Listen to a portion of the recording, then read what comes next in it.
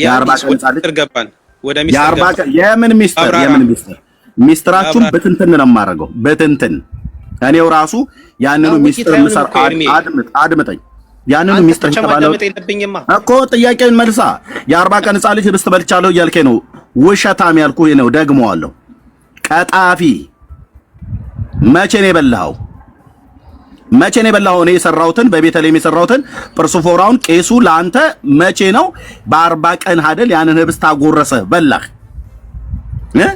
በላህ አይደል መልስልኛ ከኔ ጋር እኮ ነው የምታወራው መልሳት ማይኩን ክፈትና መልስ ላውራውን ማለት እችላለሁ ህብስቱ ላይ አውራ ህብስቱ ላይ አውራ እኔ አላደረኩም አታድርጉት እኔ አላደረኩም አንተ ዲያቆን ከሆንክ ይሄ የሚስጥር ጉዳይ የአርባ ቀን የሰማንያ ቀን ሰው እንዴት ነው የሚቀበለው ካህኑ የአርባ ቀን እኔ ነኝ የማውቀው ደሙን እኔ ነኝ የምሰጠው ለህፃኑ ደሙን እኔ አድምጥ ለህፃኑ አድምጠኝ ለህፃኑ የጌታ ደም ተብሎ የተባለውን ወይኑን እኔ ነኝ የሰጠሁት እኔ ዲያቆን ስለሆንኩ እኔ ነኝ የሰጠው ቄሱ ወይኑን ላይ አድምጠኝ ቄሱ ወይኑን አይሰጠው ነው ቅዱስ ሥጋው የሚሰጠው ካህኑ ነው ስርዓተ ቤተክርስቲያን ነው አንተ ወይኑን ዲያቆኑ ነው የሚሰጠው ህብስቱን ቄሱ ነው የሚሰጠው አንተ ህብስቱን ተቀብለሃል ከቄሱ በአርባ ቀን አዳምጠኝ የአርባ እና የሰማንያ ቀን ተቀብለሃል ላውራ ኤርሚ እሺ ላውራ አንዴ ቃኝና ላውራ ኦኬ በጣም ጥሩ የአርባ ቀን የሰማንያ ቀን ልጅ የማላመጥ እንትን የለም ስለዚህ ካህኑ ከቅዱስ ሥጋው ጠቅሶ ቆርሶ አይደለም ጠቅሶ ይሰጠዋል ከደሙ ጋር ዋህዶ ለዛ ለአርባ ለሰማንያ ቀን ለሆነ ልጅ ይሰጠዋል ማለት ነው ምንድነው ጠቅሶ ይሰጠዋል ማለት በደንብ ተንት ነው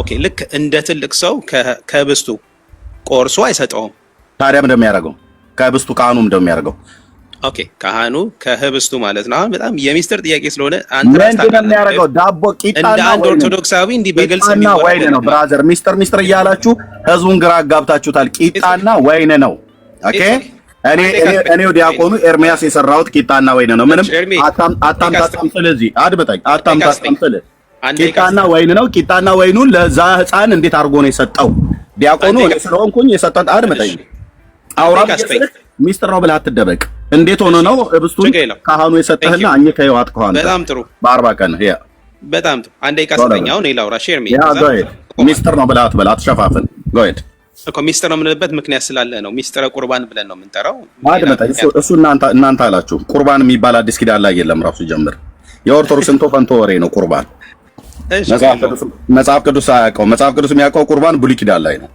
አዲስ ኪዳን ላይ ቁርባን የሚባል ነው አሁን የአማርኛ ቋንቋ አይደለም ታውቃለህ ህብስቱን የተቀበልክበት ጋና በአርባ ቀን ህብስት በልቻለሁ ስለዚህ ላውራ አንዴ ቀርሚ አንዴ thank you so much ስለዚህ አንድ የአርባ ቀን ወይም የሰማንያ ቀን ህፃን ማለት ነው ካህኑ ከቅዱስ ሥጋው እንደ ትላልቆቹ ቆርሶ አይሰጠውም ታዲያ እንዴት ነው የሚያደርገው ምን አልከኝ እንዴት ነው የሚያደርገው ካህኑ እንዴት ብዬ ልንገርህ እንደው እንደ ዱቄት ነክቶ ልበልክ ዱቄት ነው እንደዛ ጋር የቀረበው ህብስት መስሎኝ አይደለም ለማለት የፈለኩት ሳይዝ ነው ያልኩት ዱቄቱማ ረቂቅ አድምጠኝ ዳቦ ዱቄት አይወርም ከተጋገረ በኋላ ዳቦ ያለሁት እያልኩ ያለሁት ዳቦ ነው ማንንም የምታምጣጣው አሁን እንደ ጴንጤሆኛ አይደለም ማናገር የኦርቶዶክስ ዲያቆን አንተ ዲያቆን አይደለ ረቂቅ ነው የሚባለው እና እኮ ታዲያ ረቂቁን አጎረሰው ነው የምትለኝ ረቂቁ ያለው ዛ መገበሪያ ቤት አይደለም አድምጠኝ መገበሪያ ቤት ነው ረቂቁ ያለው ቤተልሔም ገብቶ ከወጣ በኋላ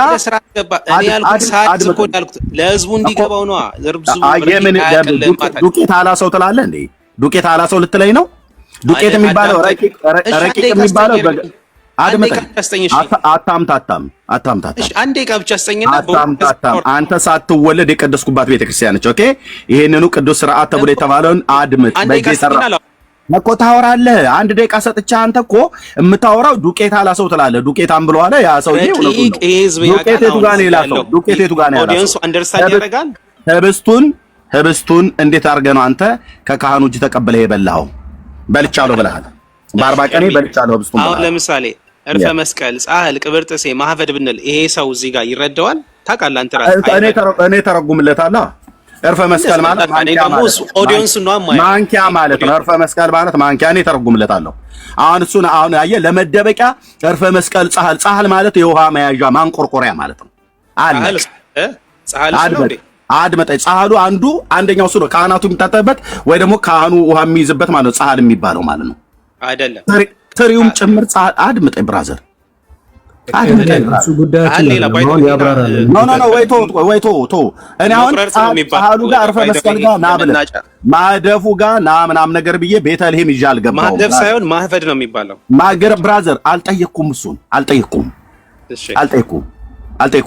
ስለ ምጣዱ፣ ስለ ማንቆርቆሪያ፣ ስለ ማንኪያ አውራኝ አላልኩም። እናንተ በግዕዝ ስለሸፋፈንከው ወንድሞቼ ናቶቼ፣ መገበሪያ ቤት ወፍጮ አለ። መጅ እናቶች የሚፈጩበት ስንዴው የሚፈጨው እዛ ነው። ቤተልሔም ውስጥ ምጣድ ነው ያለው። ምጣድ መጋገሪያ ምጣድ ብቻ። ኦኬ አጭርና ግልጽ። እስኪ አይደለም ብሎ እናቱ የወለደችው መጥቶ እኔ ጋር ያወራ።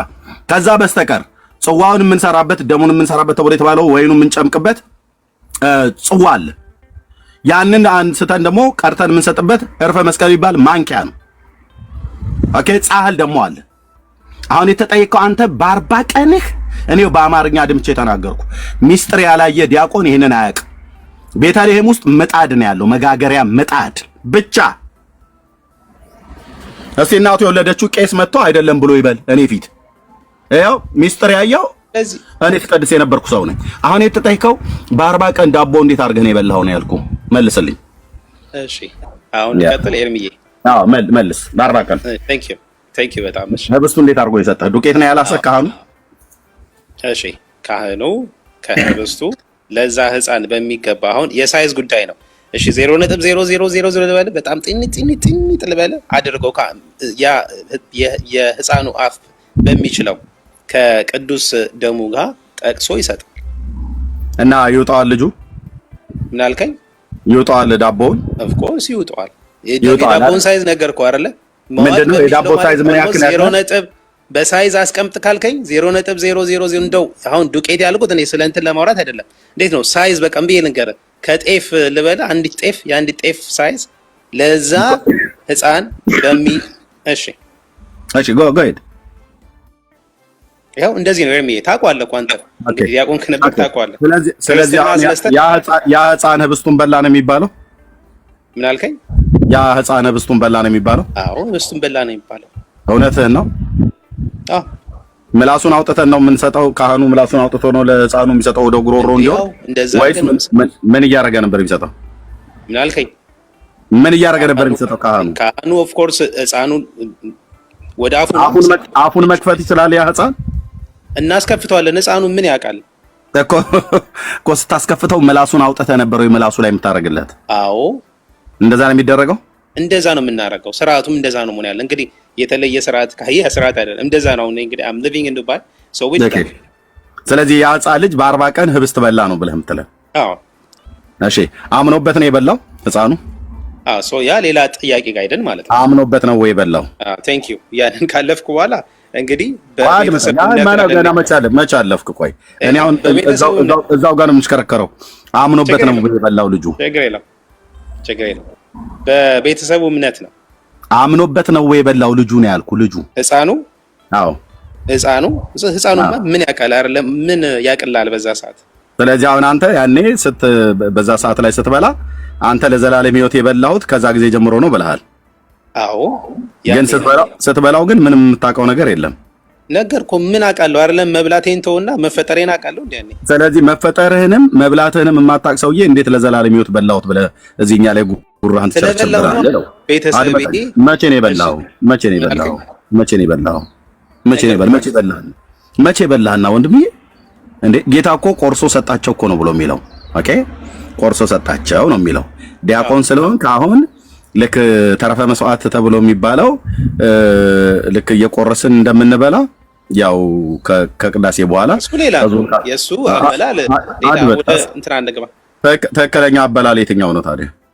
አይደለም አሁን ትክክለኛ አበላል ለህዝቡ ስናቆርብ ለህዝቡ ካህኑ ከቡጡ ከውስጡ አውጥቶ የሚሰጠው አለ አይደል? እየጠቀለለ ከውስጡ ከምናምን የሚባል የለም። እሺ ቅዱስ ስጋው ከውስጡ ነው የሚሰጠው። ታዲያ ምን ደረቁን ፓርት ነው የሚሰጠው ነው ብለህ የምትለው? ከላይ ያለው አሁን ደረቅ እና የሚባል የለም። የጌታ ከላይ ያለው ነው የሚሰጠው ወይስ ከውስጥ ቡጡን ነው የሚሰጠው?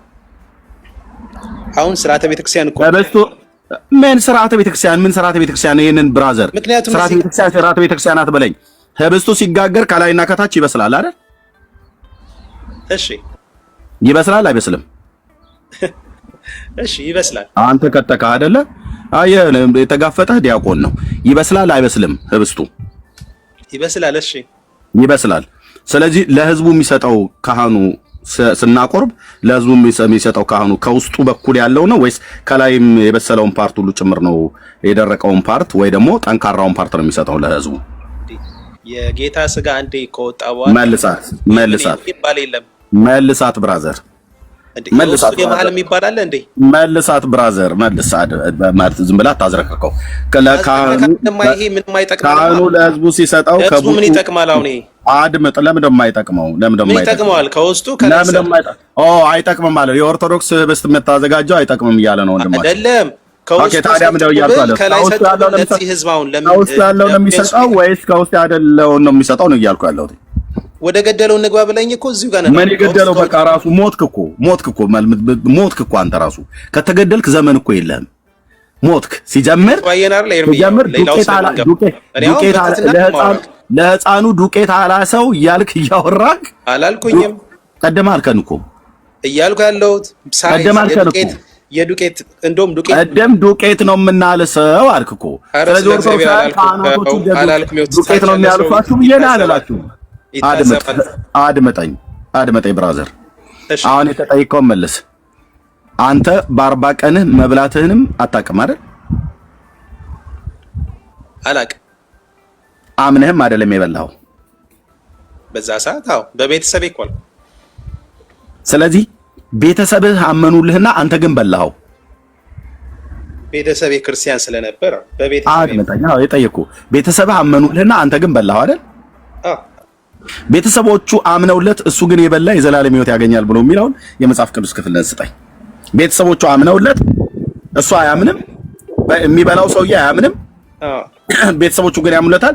ቤተሰቦቹ አምነውለት እርሱ ግን በልቶ የዳነ የዘላለም ሕይወት የሰጠ ያገኘ። አረ ወደዛም ሳንል ቤተሰቦቹ እሱ የዳነ አለ። መልሱን አድምጠኝ። እኔ ያልኩህን ልብ ብለህ ሰማኝ። ቤተሰቦቹ አምነውለት ህብስቱን በልቶ የዳነ ከመጽሐፍ ቅዱስ ላይ ስጠኝ። በጣም ጥሩ።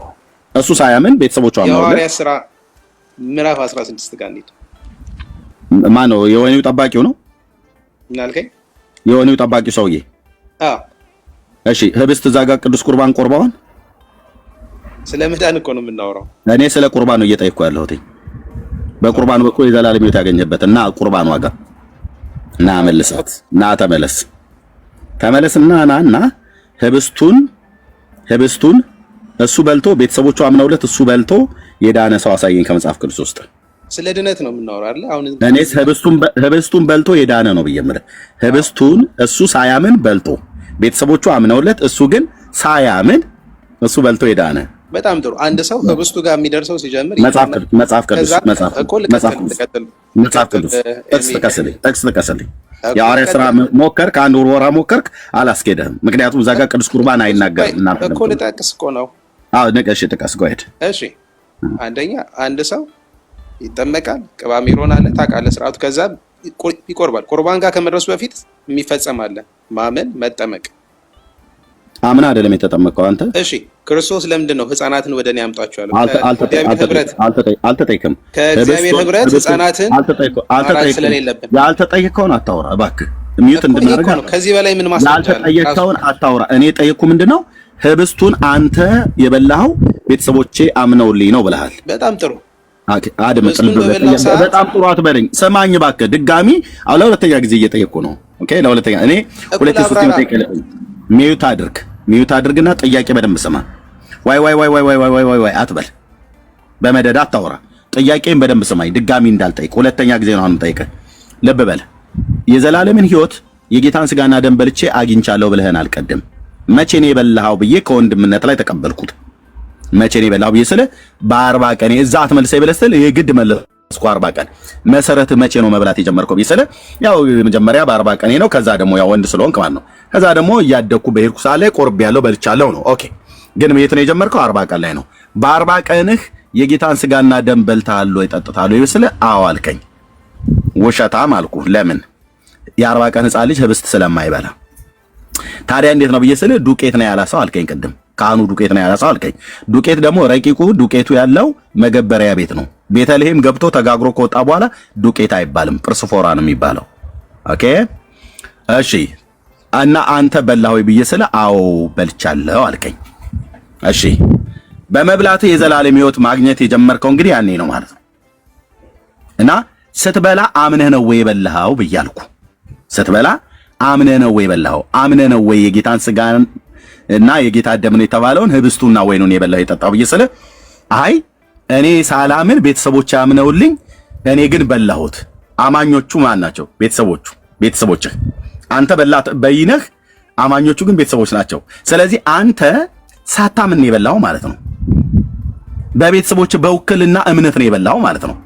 አሁን እንዳንተ ቤተሰቦቹ አምነውለት ህብስት በልቶ የዳነ ሰው ከመጽሐፍ ቅዱስ ውስጥ አሳይ ብዬ ስልህ አንድ ድንጋይ ወርወር ከማይሆን ድንጋይ ሐዋርያት ሥራ መጽሐፍ ምዕራፍ 16 ያው የወይኑ ጠባቂውን ስለሆነ እዛ ጋር ደግሞ አሁን የጠየቁ ጥያቄ ጋር ተመሳሳይነት ያለው ነገር የለም።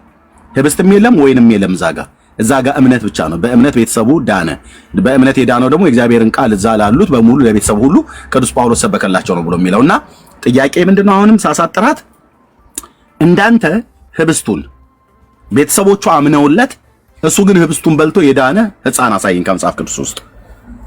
ቤተሰቦቹ አምነውለት እንዳንተ አንተ ቤተሰቦቹ አምነውልህ ህብስቱን በልቼ የዘላለም ሕይወት አለኝ ብለህ እንዳልከው እንዳንተው ቤተሰቦቹ አምነውለት ህብስቱን በልቶ ወይኑን ጠጥቶ የዘላለም ሕይወት ያገኘ ሕፃን አሳየኝ ከመጽሐፍ ቅዱስ ውስጥ። ቶሎ በል። ጥያቄ በደንብ ሰምተዋል። አጭር ናት። እንዲገባ ብዬ ነው ያንዛዛሁት። እሺ ጀሚ ቴንክ ዩ። አሁን መናገር እችላለሁ? እችላለሁ። እሺ ሶሪ በጣም ከረዘመብህ ከየት እንደምጀምር አላውቅም። ያው ከብስቱ እሺ አይወለ ጀስት ትንሽ ጊዜ ስጠኝ። ኢፍ ዩ ቲንክ ዳት የሆነ ስህተት ካለ አስቁመኝ፣ ኦር ጥያቄ ካለ ጠይቀኝ፣ ወይም ደግሞ የሆነ ጠይቅ ያለው ለዚህኛው መልስልኝና ከዛ እሺ እንዳልከኝ አደርጋለሁ። ጥሩ እሺ። ወደ ብሉይ ኪዳን ልሄድ ነው። ለምን ስንናገር ሶሪ ወደ ብሉይ ኪዳን ልሄድ ነው። ለምን? ግዝረት የጥምቀት ምሳሌ ነው። አልጠይኩም። ስለ ጥምቀት አይደለም፣ እኔ ስለ ህብስት ነው እያወራ ያለሁት። ህብስት በልቶ የዘላለም ሕይወት ያገኘ ሐዋርያው ቅዱስ ጳውሎስ አድመጥ። እኔ እሱን ከፈለክ በኋላ ላይ ትሄዳለህ። እሱን ከፈለክ ዌልካም ብሉይ ኪዳን ከኔ ጋር ማለት ነው። ዌልካም በጣም ደስ እያለኝ። ግን አሁን የጠየኩ ህብስቱን በልቶ የዘላለም ሕይወት ያገኘ ህብስቱን ሲበላ ሰው ህፃኑ አላመንም። ህፃኑ ህብስቱን ለመብላት ሳያምን ቤተሰቦቹ አምነውለት ህብስት በልቶ የዘላለም ሕይወት ያገኘ ህፃን። ሁለት ጥቅስ ልስጥህ። ኦኬ ንገረን። ሁለት ጥቅስ ልስጥህ። አንደኛ ያው ቃሉን ቦታውን ስለምታውቀው ነው። ህፃናትን ወደ እኔ የመጡትን አትከልክሏቸው። ራሱ ጌታ ስጋዬን የበላ ደሜን የጠጣ የዘላለም ሕይወት አለው። ይሄን ህብስት በልተው ነው እንዴት? ታዲያ እነሱ እኔ ህብስት በልቶ እኮ ነው ብዬ የምልህ እኮ ህብስትን በልቶ ህብስትና ወይን በልተው ነው።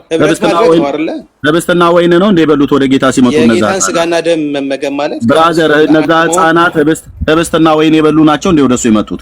ወይ እሱ ጋር ሲመጡ ህብስትና ወይን ስጧቸዋል እንዴ? አላለም። ስለዚህ በእኛ እንግዲህ ወንድምዬ የጠየቁን ጥያቄ በአግባብ አልሰማኝም። ይኸው ልብ በሉ። እንደው ዝም ብለህ ያገኘሁትን ድንጋይ ልወርውር ነው ብለህ የምትለው አንተ ሰውዬ ዲያቆን ልብ በል። እኔ ጠየቁ ህብስትን በልቶ ቤተሰቦቹ አምነውለት ህብስትን በልቶ የዳነ ብላቴና አሳየኝ ነው ያልኩ። አንተ ጌታ ጋር ሲመጡ እኮ ህብስት በልተው አይደለም የመጡት። ደግሞ ህፃናቱ ሲመጡ በሉ ጴጥሮስ አትክፏቸው፣ በሉ ህብስቱና ወይኑን ስጧቸው ለዘላለም ሕይወት ብሎም አላለም። እነዛ ጌታ ጋር የመጡ ህፃናት ህብስትና ወይንም አልበሉም። ህብስትና ወይንም እንዲበሉ ስጧቸው አላለም ጌታ። የጠየቅኩህን ዲያቆን ለምን ደውስ ዙሪያ ጥምጥም ታደርገው? አንተ ህብስትና ወይንም በልቼ የዘላለም ሕይወት አለኝ ብለሃል። ስለዚህ የዘላለም ሕይወት ያለህ አንተ አምነህ ነው ወይ የበላኸው ብዬ ስልህ አይደለም ቤተሰቦቼ ናቸው ያመኑልኝ ብለሃል። ስለዚህ እንዳንተ ቤተሰቦች አምነውልህ አንተ በልተህ የዘላለም ሕይወት እንዳለው ልክ እንዳንተው ቤተሰቦቹ አምነውለት የዘላለም ሕይወት ቤተሰቦቹ አምነውለት እሱ ህብስት በልቶ የዳነ ህፃን በመጽሐፍ ቅዱስ ውስጥ አሳየኝ። ያው እንግዲህ ወደ ብሉይ ኪዳን ላይ ነው። አዲስ ኪዳን ጋር እነዚህን ምሳሌዎች አቀረብኩልህ። ወር ይችላል ግን ብሉይ ኪዳን ላይ እንድትሄድ የምፈቅድልህ ህብስት ቤተሰቦቹ አምነውለት ህብስት በልቶ የዘላለም ሕይወት ያገኛል ብሉይ ኪዳን ላይ ፈቅድልሃለሁ። እሺ ፈቅድላለሁ፣ መልስልኝ። ፈቅድላለሁ፣ ሂድ እንደፈለክ አውቀው። ግን ህብስትን ቤተሰቦቹ አምነውለት ህብስትን በልቶ የዘላለም ሕይወት ያገኛል ብሉይ ኪዳን ያገኘ ሕፃን አለ ብሉይ ኪዳን ላይ? አዎ በለኝና ጥቅሱን ትነግረኛለህ። ብሉይ ኪዳን ግርዛት የጥምቀት ምሳሌ ነው አይደል? አልጠይኩም። የግርዛት ምሳሌም አይደለም፣ የጥምቀት ምሳሌም አይደለም። ብራዘር ግርዛት እሱ የኦርቶዶክስ ተፈንቶ ትምህርት ነው። አዎ ብሉይ ኪዳን ላይ ስመጣ እንዴት እንደማሳያ አብርሃም ቤት ስንገባ እንዴት እንደማሳያ ያሳያለሁ። ግዝረት በጥምቀት ተጠመቀ ማለት ተተካ ብላ የምትለው ኦርቶዶክስ ተዋሕዶ ቤተክርስቲያን የምትዋሸው ውሸት ነው። አሁን እዛ ትውሰድ እንዳንተ ህብስት በልቶ አልሄድም ግርዘት ጋር የስጋ ሸለፈት መገረዝ ጥቅሙን በኋላ አወራለሁ ከፈለክ እኮ። ለምን ነበር የተጠየቀው? ህብስትን በልቶ እንዳንተ የዘላለም ሕይወት ያገኘ ሕፃን አምጣ። ከአዲስ ኪዳን ወይ ከብሉይ ኪዳን? እሺ እንግዲህ አምጣው። ህብስት በልቼ ቂጣ በልቼ ወይን ጠጥቼ የዘላለም ሕይወት አለኝ ብለሃል ሳታምን ጌታን። እንዳንተ እንደዚህ ብሎ ያለ አምጣ። የልጅነት ጥምቀት እኔ አልጠየቁም። ስለ ጥምቀት አልጠየቁም። ህብስት በልቶ ቤተሰቦቹ አምነውለት በኋላ ነው። ታዲያ አድመጠኝ ብራዘር፣ እኔ ግንባር ስጋ ነኝ። አንዴ ጥምቀት፣ አንዴ መገረዝ፣ አንዴ መላጨት አትበለኝ። አልጠየኩም። የጠየቅኩ የዘላለምን ሕይወት ቂጣና ወይን በልቼ አግኝቻለሁ ብለሃኛል። መቼ ብዬ ስልህ በ40 ቀን ይብልሃል። የ40 ቀን ሕፃን ልጅ ሆንከው አንተ ቂጣውን በላህ ሆይ ህብስቱን በላህ ሆይ?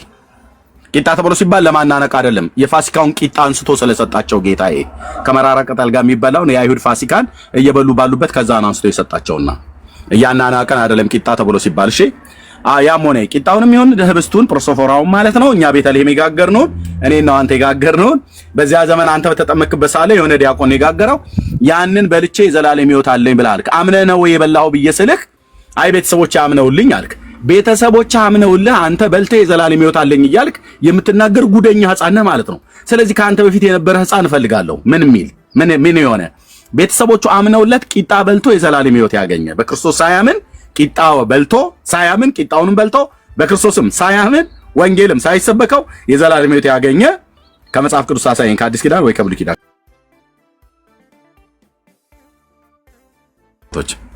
This is ኦርቶዶክስ መልስ አላት። እሺ ይላሉ እንጂ ሲያዙ እንደዚህ ናቸው። ይኸው መልስልኝ። አላድክም ካንተንም አይ ለምን እኔ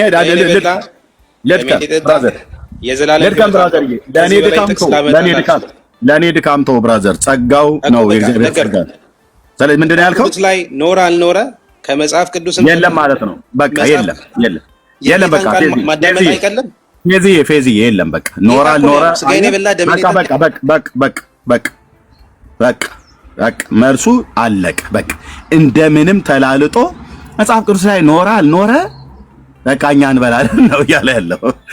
ኖረ አልኖረ የዘላለም ሕይወት በቃ አለ ነው። ለተጠየቀው ጥያቄ ለሚበሉትና ለሚጠጡት ነገር ማስረጃ አምጡ ተብሎ ሲባል መጽሐፍ ቅዱስ ላይ ኖረም አልኖረም this is ኦርቶዶክስ። ለዚህ ነው አምነው እንኳን አይበሉትም። ለፍርድ ነው የበሉት። ብዙዎች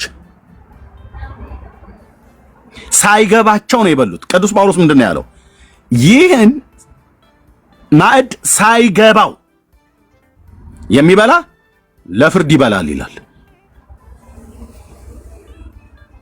ለፍርድ ይበላል። ሳይገባህ ነው የበላው። ሳታምነው ነው የበላው። ምን እንደሆነ አታውቅም። ደግሞ በልቻለሁ ብለህ ትላለህ። የ40 ቀን ሕፃን ልጅ አልበላም። የ40 ቀን ሕፃን ልጅ አልበላም፣ አይበላምም። ውሸት ነው ወንድሞች እናቶች፣ ውሸት። እኔን አይደለም የምታምታታው። እኔ አንድ ተራ ምእመን አይደለሁኝ። በኦርቶዶክስ ቤተክርስቲያን ካህን ነበርኩ፣ ዲያቆን ማለት ነው። አሐዱ አብ ቅዱስ ብሎ ከሚቀድሰው ጋር ዲያቆንኝ በንፍቅም በገባሬ ሰናይም ገብቼ የምቀድስ ዲያቆን ማለት ነው። ያንኑ የጌታ ስጋና ደም የምናዘጋጅ ራስ ፌዝ አንተ ራሱ የምታዘጋጀውን እኔም በእነዚህ እጆቼ ሳዘጋጀ ነበር። ስለዚህ ቤተሰቦቼ አምነውልኝ እኔ ግን በልቼ ዳንኩ። እንዴት ይባላል ወንድም? አንተ ራስህ አምነህ ነው ወይ በላው? አምነህ ነው የጠጣኸው? ሲጀምር አምነህ ህብስቱን አምነህ ከመብላት አምነህ ከመጠጣት በፊት ህብስቱን ስርዓት አድርጎ ለቤተ ክርስቲያን የሰጠውን ጌታ ልታምነው ይገባል። በመጀመሪያ ስጋዬን የበላ ደሜን የጠጣ ብሎ ያለው ጌታችን ዮሐንስ ወንጌል መጽሐፍ ምዕራፍ 6 ላይ ስለ ህብስትና ስለ ወይን አይደለም ያለው። በእምነት እሱን ስለመብላትና እሱን ስለመጠጣት እሱን ስለመቀበል ነው የሚናገረው። እሱንስ በደንብ አስረዳኝ። ቃሉን እያነበብክ ኤርሚ፣ ይቅርታ በጣም ስለገባው ብራዘር። የጠየቀው ጥያቄ ላይ ስለ ስጋ ደሙ አይደለም ስላልክ ነው። ስጋዬን የበላ ካለ አድምጠኝ ብራዘር። የጌታ ነው ጋና ደሙ እንዴት እንዳልሆነ አድምጠኝ። ስለ ቅዱስ ቁርባን ደጋግመን እዚህ ቤት ላይ አርእስት አንስተናል። ስለ ጥምቀት አርእስት አንስተናል። ራሱን ችለን ማለት ነው። ይሄንን ስጋና ደም እንዳልሆነ አስረዳኝ ከመጽሐፍ። አድምጠኝ እኮ አልኩህ ብራዘር። አድምጠኝ ማለት አውራ ማለት አይደለም። እሺ ሚዩት አረጋግጥ። ስለ ቅዱስ ቁርባን ነው ሚዩትም ባታረገው አድምጠኝ ነው ያልኩህ። ስለ ቅዱስ ቁርባን አርእስት አድርገን ራሱን ችሎ እዚህ ቤት ውስጥ ደጋግመን እኛው ቤት ውስጥ ማለት ነው። እዚህ ቤት ውስጥ ማለት በወንጌል አማኞች ቤት ደጋግመን አንስተናል። እሱን እናወራለን። አድምጠኝ እባክህ። እሺ ማይክን ሚዩት ሳታደርገው አለመናገር አትችልም ማለት ነው። መስማት አይደለም እኔ ያው ላየው ሳወራ ማውራት ጀመርክ። ያንን እንደው ህብስቱን በልቻለሁ ብለህ እንኳን ያልክ ራስን መግዛት አትችልም ማለት ነው። ምክንያቱም ሳወራ ታወራለህ። አንተ ስታወራ እኔ ማውራት የለብኝም፣ እኔ ሳወራ አንተ ማውራት የለብህም። ስለዚህ ቅዱስ ቁርባን ወይ ደግሞ የጌታ እራት ብለው በመጽሐፍ ቅዱስ ነው ቅዱስ ቁርባን አይለው የጌታ እራት ብሎ የሚለውን ደጋግመን አርእስት አድርገን በወንጌላውያን ቤቶች ላይ ጥያቄ ከፍተን ኑና ተነጋገሩ ብለን ስን አንድ የመጣ የለም። ስለ ጥምቀትም እንደዚህ ስንጠይቅ ስለ ሥላሴም ስለ ነገረ ክርስቶስም አሁን ምንድነው አጠቃላይ ኦርቶዶክሳውያን ድናችኋል ነው ነገረ ድህነትን ነው አሁን ዛሬ እያወራን ያለነው እንጂ ዮሐንስ ወንጌል መጽሐፍ ምዕራፍ 6 ላይ ያለውን ስጋዬን የበላ ደሜን የጠጣ የዘላለም ሕይወት አለው ብሎ የሚለው እሱ ማለት ስለ ቂጣውና ስለ ወይኑ ነው ብሎ አይደለም ነው ብሎ የሚለው እሱን ራሱን በቻለ አርእስት አድርገን በምንመጣበት ሰዓት ላይ መምጣት እንችላለን። ስለዚህ አድምጠኝ ልጨርስ። ያንተ ድህነት የጀመረው ክርስቶስንም በማመንም አይደለም፣ ቂጣና ወይንንም በመብላት በመጠጣትም አይደለም። የዘላለም ሕይወት አለ ብለህ ትላለህ እንጂ የዘላለም ሕይወት የለህም። እግዚአብሔር ግን የዘላለም ሕይወት እንዲኖርህ ይወዳል። የዘላለም ሕይወት እንዲኖር በመጀመሪያ ቂጣውንና ወይኑን ከመብላትና ከመጠጣት በፊት አስቀድመህ ይህንን ስርዓትን ህብስቱና ወይኑን የሰጣቸውን ጌታ እሱን ማመን እሱን መቀበል የሚባል ነገር ይቀድማል። ባለቤቱን ሳትቀበል ባለቤቱ የሰራውን ትእዛዝና ስርዓት እሱን ስለፈጸምክ መንግስተ ሰማያት አትገባም። ባለቤቱ ይህንን ስርዓትን የሰጣቸው እንዲያድርጉ ለመታሰቢያ ያድርጉት ብሎ ወይኑና ህብስቱን ቆርሶ የሰጣቸው ጌታ እነ ቅዱስ ጴጥሮስ የዳኑቱ አንተ የዘላለም የህይወት ቃል አለ ከእግዚአብሔር ዘንድ ተልከህ የመጣ እውነተኛ መሆንን እናምናለን ነው ብሎ ያለው። በቃ የዛ ጋር ነው የጴጥሮስ መዳን እንጂ ጸሎተ ሐሙስ ላይ አይደለም የነሱ መዳን የጀመረው። አምነው ስለጠራቸው ነው፣ በስሙ ስለታመኑ ነው። ህብስቱንና ወይኑን ሲበሉ አይደለም የነሱ ድህነት የጀመረው። አሁን የተጠየቀው ከዘላለም ድህነት አኳያ ህብስቱንና ወይኑን በልቼ ጠጥቼ የዘላለም ሕይወት አለኝ ብለህ ያልከው የእውነት ፈትሸው ዘመንህን ሁሉ ማለት ነው። ህብስቱን በልተህ ወይኑን ጠጥተህ አይደለም ያንተ የዘላለም ሕይወት የጀመረው። የዘላለም ሕይወት ኦሬዲ የለህም። የአብርሃም አምላክ ምስክር ነው፣ የለህም። እንዴት እንደዚህ ደፍረ ኤርሚያስ ተናገራለህ ብለህ ካልከኝ በቅዱስ ቃሉ መሰረት ሰመዝነው ያንተም ይሁን የኦርቶዶክሳውያን የዘላለም ሕይወት ማግኛው የመጽሐፍ ቅዱሱ ትምህርትና የእናንተ መንገድ የእናንተ ትምህርት ሰማይ ከምድር እንደሚርቅ ነው የሚርቀው። ሰው የዘላለም ሕይወት የሚያገኘው በእግዚአብሔር ልጅ በማመን እንጂ ከቂጣና ከወይኑ አይደለም የሚጀምረው። ቂጣና ወይኑ በኋላ ላይ ነው፣ ጥምቀትም በኋላ ላይ ነው የሚመጣው። መጀመሪያ ታደማ ነው በእግዚአብሔር ልጅ በኢየሱስ ክርስቶስ ማመን ማለት ነው። መጽሐፍ የሚናገረው በእርሱ የሚያምን ሁሉ የዘላለም ሕይወት እንዲኖረው እንጂ እንዳይጠፋ እግዚአብሔር አንድያ ልጁን እስኪሰጥ ድረስ ዓለሙን እንዲወደዋል። ዓለም በልጁ አምኖ እንዲድን እንጂ በዓለም እንዲፈርድ እግዚአብሔር ወደ ዓለም አላከውም። በእርሱ በሚያምን አይፈረድበትም። በማያምን ግን በአንዱ በእግዚአብሔር ልጅ ስም ስላላመነ አሁን ተፈርዶበታል ይላል። ስለዚህ የማንም ጴንጤውን ካቶሊክ ኦርቶዶክስ አይኑን ጴንጤ ወገኔ በእግዚአብሔር ልጅ በማመን የዘላለም ሕይወት እንዳለው አውቃለሁ። ግን ጴንጤ ውስጥም ተደብቀህ የዘላለም ሕይወት ቂጣና ወይን በልቼ ክርስቶስን ባላምነው እሱም ባልቀበለውም ቂጣና ከወይን ጀምሬ የዘላለም ሕይወት አገኛለሁ ብለህ ካልክ አንተ ብኩን ትውልድ ነህ።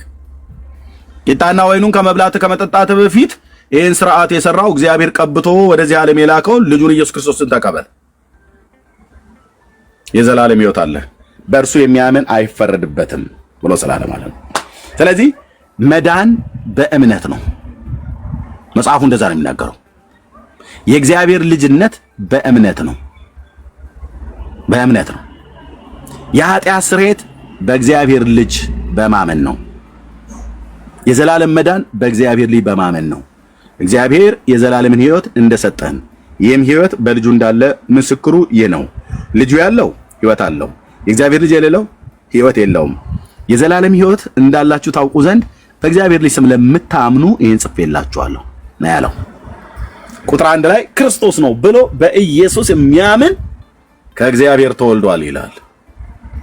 በሚያምን ክርስቶስ ነው ብሎ በኢየሱስ የሚያምን ከእግዚአብሔር ተወልደዋል። አለቅ። የኦርቶዶክስ ክርስትና ከዚህ ነው የጀመረው አይደለም። ክርስቶስ ነው ብሎ በኢየሱስ ሳያምን እኮ ነው የ40 ቀን ሕፃን ልጅ ከማህፀን የወጣው ወስደው ውሃ ውስጥ ይጨምሩታል። ከዛ ክር አንገቱ ላይ ያስሩለታል። ከዛ በቃ ቀደም ዱቄቱን ያላሰው ብሎ እንዳለ ዲያቆን ዱቄቱን የሚላስ ወይኑን የሚጠጣ የጠጣው ወይንና የበላው ህብስቱን እንኳን ቢበላው የበላው ህብስትና የጠጣው ህብስት የጠጣው ወይንና የበላው ህብስት ለዘላለም ሕይወት ይሰጠኛል ብሎ አምኖበት አይደለም ራሱ ያ በዩ ሕፃን የበላው ጠጪው ሕፃን የጠጣው ማለት ነው። ሲጀምር የጌታ ስጋና ደም የተባለው ህብስቱና ወይኑን ጌታን ሳያምን ሰው ጌታን ሳይቀበል ሰው ህብስትና ወይን አይደለም ቄስ እየበጨቀ የሚሰጡ ወይ ፓስተሮች እየበጨቁ የሚሰጡ አይደለም። ቦርጭ እስክታወጣ ድረስ ድፎ ዳቦ እየጋገርን እያመጣን ስትበላ ቦርጭ እስክታወጣ ድረስ ዘመንህን ብትበላ ክርስቶስን ካላመንክ በስተቀር ያንን ህብስትና የአገር ወይን ከፈለገ አልኮል ያለው ከፈለገ አልኮል የሌለው እያመጣን በጆግ በጀሪካ እያስቀመጥን ስትለጋው ብቱን መጨረሻ የእሳት ባህር ነው። ለምን? በእግዚአብሔር ልጅ ስም አላመንክማ። ኢየሱስ ክርስቶስን አልተቀበልከውማ። ኢየሱስ ክርስቶስን ሳትቀበለው አንተ ቂጣ ለመቀበል ትሯሯጣለህ አይደል? ትውልድ ንስሐ ግቡ። ኢየሱስ ክርስቶስን በልባቸው አልተቀበሉትም። ቂጣ ለመቀበል ግን ያላመኑበትን ለመቀበል ግን ይመጣሉ። አንተ ጉደኛ እኮ ፍጥረት እኮ ነህ። ቂጣ ለመቀበል ከመሯሯጥ በፊት እግዚአብሔር ቀብቶ የላከው ልጁን ለመቀበል ልብን ክፈት። ሃሌሉያ! አጭርና ግልጽ። ቂጣ ለመቀበል አትሯሯጡ፣ ወይን ለመቀበል አትሯሯጡ። የእግዚአብሔር ልጅ ለመቀበል ተሯሯጡ። ኃጢአተኞችን ሊያድን ክርስቶስ ኢየሱስ ወደ ዓለም መጣ የሚለው ቃል የታመነና ሁሉ ሊቀበሉት የተገባ ነው ብሏል። በቃ ስለዚህ ጌታን ለመቀበል ፍጠን። እግዚአብሔር ቀብቶ የላከው ልጁን የዓለም መድኃኒት አድርጎ ቤዛ፣ መድኃኒት፣ ጽድቅ፣ ጥበብ፣ ቅድስና በተደረገልን በኢየሱስ ክርስቶስ እሱን ለመቀበል ማለት በእርሱ ትምህርት መኖር። እሱን ስትቀበለው በእውነት ያኔ የሰማያውን እንጀራ በላኸው ማለት ነው። በክርስቶስ ስታምን በእምነት በላኸው ማለት ነው። ስጋዬ እውነተኛ መብል ደሜም እውነተኛ መጠጥ ነው ብሎ ያለው ያኔ የዮሐንስ ወንጌል መጽሐፍ ምዕራፍ 6 ሆነ ማለት ነው። የዮሐንስ ወንጌል መጽሐፍ ምዕራፍ 6 ስለ ህብስትና ስለ ወይን የሚያወራው አይደለም። ህብስትና ወይኑን ያወራው ጌታ በምሴተ ሐሙስ የተባለው ነው፣ ጸሎተ ሐሙስ። እሱን የጻፉት ተመሳሳይ ወንጌላት ተመሳሳይ ወንጌላት የተባሉት እነ ማርቆስና ሉቃስ፣ ማቴዎስ ናቸው። ስለ ህብስቱና ስለ ወይኑ ያወራው እሱ ላይ እሺ እናውራ። አንተ ህብስት አይደለም ነው የምትለው? የጌታ ድነት ላይ አውራ። አንተ አይገባም ማለት ነው አይደል? ተተነ ያልኩ ነው ባይደለ ድነት ላይ አውራ። ስጋዬ ደሜ ያለው እውነተኛ ና በሌላ ቀን እኔም ቤት እዚህም ቤት እንከፍታለን ስለ ህብስቱና ስለ ወይኑ። ይኸው ከዛ ጋር የሚያዝ እኮ ነው። ከቅድም ጀምሮ ስታወራ የነበረው ቤተልሔም ስትል የነበረው ስለ ህብስቱና ወይኑ ነው። ሶ ሌትስ ቶክ አባውት ዳት ማለት ኢፍ ዩ አር ኮንፊደንት ማለት ነው። ኤርሚዬ ኦኬ እሺ። ወደ ብሩኬ ማነው ቤካይ አለ ኮንፊደንስ ካለ ከኔ ጋር እንቀጥል ብሎኛል። እስቲ እንግዲህ ቤቱ ምን ትላላችሁ ወገኖች? እንቀጥል ስለ ህብስቱ ብቻ።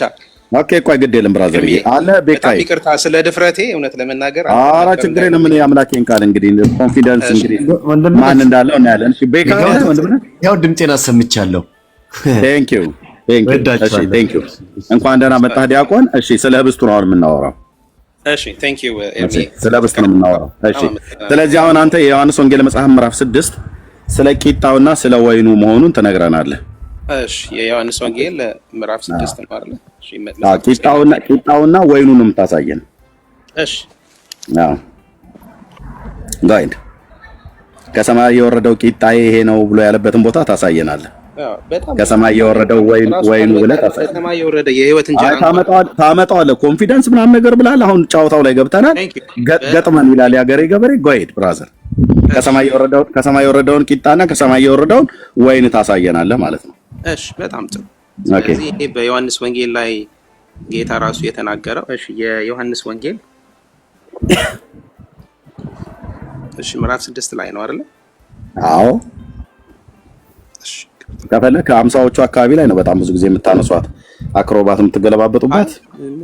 ከፈለክ ሙሉ ቦታ ነው ወንጌላቱ መልእክታቱ ይናገራሉ። እሺ ሙሉም በለው ብራዘር። ዮሐንስ ወንጌል ምዕራፍ 6 እሱ ነው ጥንፍፍ የምናደርገው መጀመሪያ። እሺ ዮሐንስ ወንጌል ምዕራፍ 6 ላይ የምታሳየኝ ቂጣውንና ወይኑን ነው። እሱን ስለሆነ እናንተ ስጋና ደም ብላችሁ የምትሉት ማለት ነው። ኦኬ ጎድ ቂጣውና ወይኑን አሳየኝ። ዮሐንስ ወንጌል ምዕራፍ 6 ላይ እሺ ከሰማይ የወረደ የህይወት እንጀራ እኔ ነኝ። ከዚህ እንጀራ የሚበላ ለዘላለም ይኖራል። ስለ ዓለም ህይወት የምሰጠው ይህ እንጀራ ስጋዬ ነው። ይህ እንጀራ ስጋዬ ነው አለ። ለአይሁድ ነው ሲናገር። እሺ ከማል ልቀጥል ጊዜ ላለመፍጀት። ኧረ በለው ከፈለክበት። እሺ ጌታችን ኢየሱስም እንዲህ አላቸው፣ እውነት እውነት እላችኋለሁ የሰውን ልጅ ስጋ ካልበላችሁ፣ የሰው ልጅ የተባለው ክርስቶስ ነው። የኔ ስጋ እያላችሁ የሰውን ስጋ ካልበላችሁ ደሙንም ካልጠጣችሁ የዘላለም ህይወት የላችሁም። ስጋዬን የሚበላ ደሜንም የሚጠጣ የዘላለም ህይወት አለው፣ እኔም በኋለኛይቱ ቀን አነሳዋለሁ። ስጋዬ እውነተኛ መብል ነውና ደሜም እውነተኛ መጠጥ ነውና ስጋዬን የሚበላ ደሜን የሚጠጣ በእኔ ይኖራል፣ እኔም በእርሱ እኖራለሁ ይላል። እሺ የላከኝ አብ ሕያው እንደሆነ እኔም ስለ አብ ሕያው ነኝ። ስጋዬንም አንብበው አይደለም ያልኩህ፣ ያብራራው ሄድ። ለምሳሌ ጥያቄ ተቀበለ ነው። ስጋና ደሙ ነው እያልኩ ነው። ኦኬ ጥያቄ ተቀበለ ነው። እሺ ከሰማይ የወረደው ስጋዬ ነው አይደል ያለው? እንጀራ ከሰማይ ወረደ ሲባል ታውቃለህ፣ ሰው ሆነ ማለት ነው። አይ ቆይ ያለው ምንድነው ነው ያልኩህ መጀመሪያ። ከሰማይ የወረደው ምን ነው ያለው? ከሰማይ የወረደ የህይወት እንጀራ ምን ነው አለ? የህይወት እንጀራ እኔ ነኝ እኮ ነው ያለው። ኦኬ የህይወት እንጀራ እኔ ነኝ ያለው አይደል? ከሰማይ የወረደ የህይወት እንጀራ እኔ ነኝ። ኦፍ ኮርስ የህይወት ብራዘር አትደጋግመው። እሺ በቃ ሰምተናል እኮ ምን ነው የምን ቄስ ቀኔው ሲያልቅበት ቀረርቶ ጨመረበት አይነት ነገር አታደርገው። ሰምተናል። ከሰማይ የወረደው ምን ነው አለ? የህይወት እንጀራ እኔ ነኝ አለ። እኔ ነኝ አይደል ያለው? ኢየሱስ ቂጣ ነኝ እያለ ነው። እሺ ማርቆስ ጋር እንሂድ እንግዲህ። ኧረ የት ኮንፊደንስ ካለ ብለኸኛል። ዮሐንስ ወንጌል ምዕራፍ 6 ነው። እዛም አንረግጥም። ሰው ይስማበት። እንደው ስለ መድኃኒዓለም ኢየሱስ ከሰማይ የወረድኩት እኔ ነኝ ብሎ አድምጠኝ ብራዘር። ልብስ በየፈርጁ ይለበሳል ይባላል በሀገራችን ማለት ነው። እና ዝም ብለህ እንደው የዝንጀሮ ሰርግ ይመስል ድብልቅልቅ አታድርገው። ኢየሱስ ከሰማይ የወረደው እንጀራ እኔ ነኝ ብሎ ሲል እኔ ቂጣ ነኝ እያለ ነው።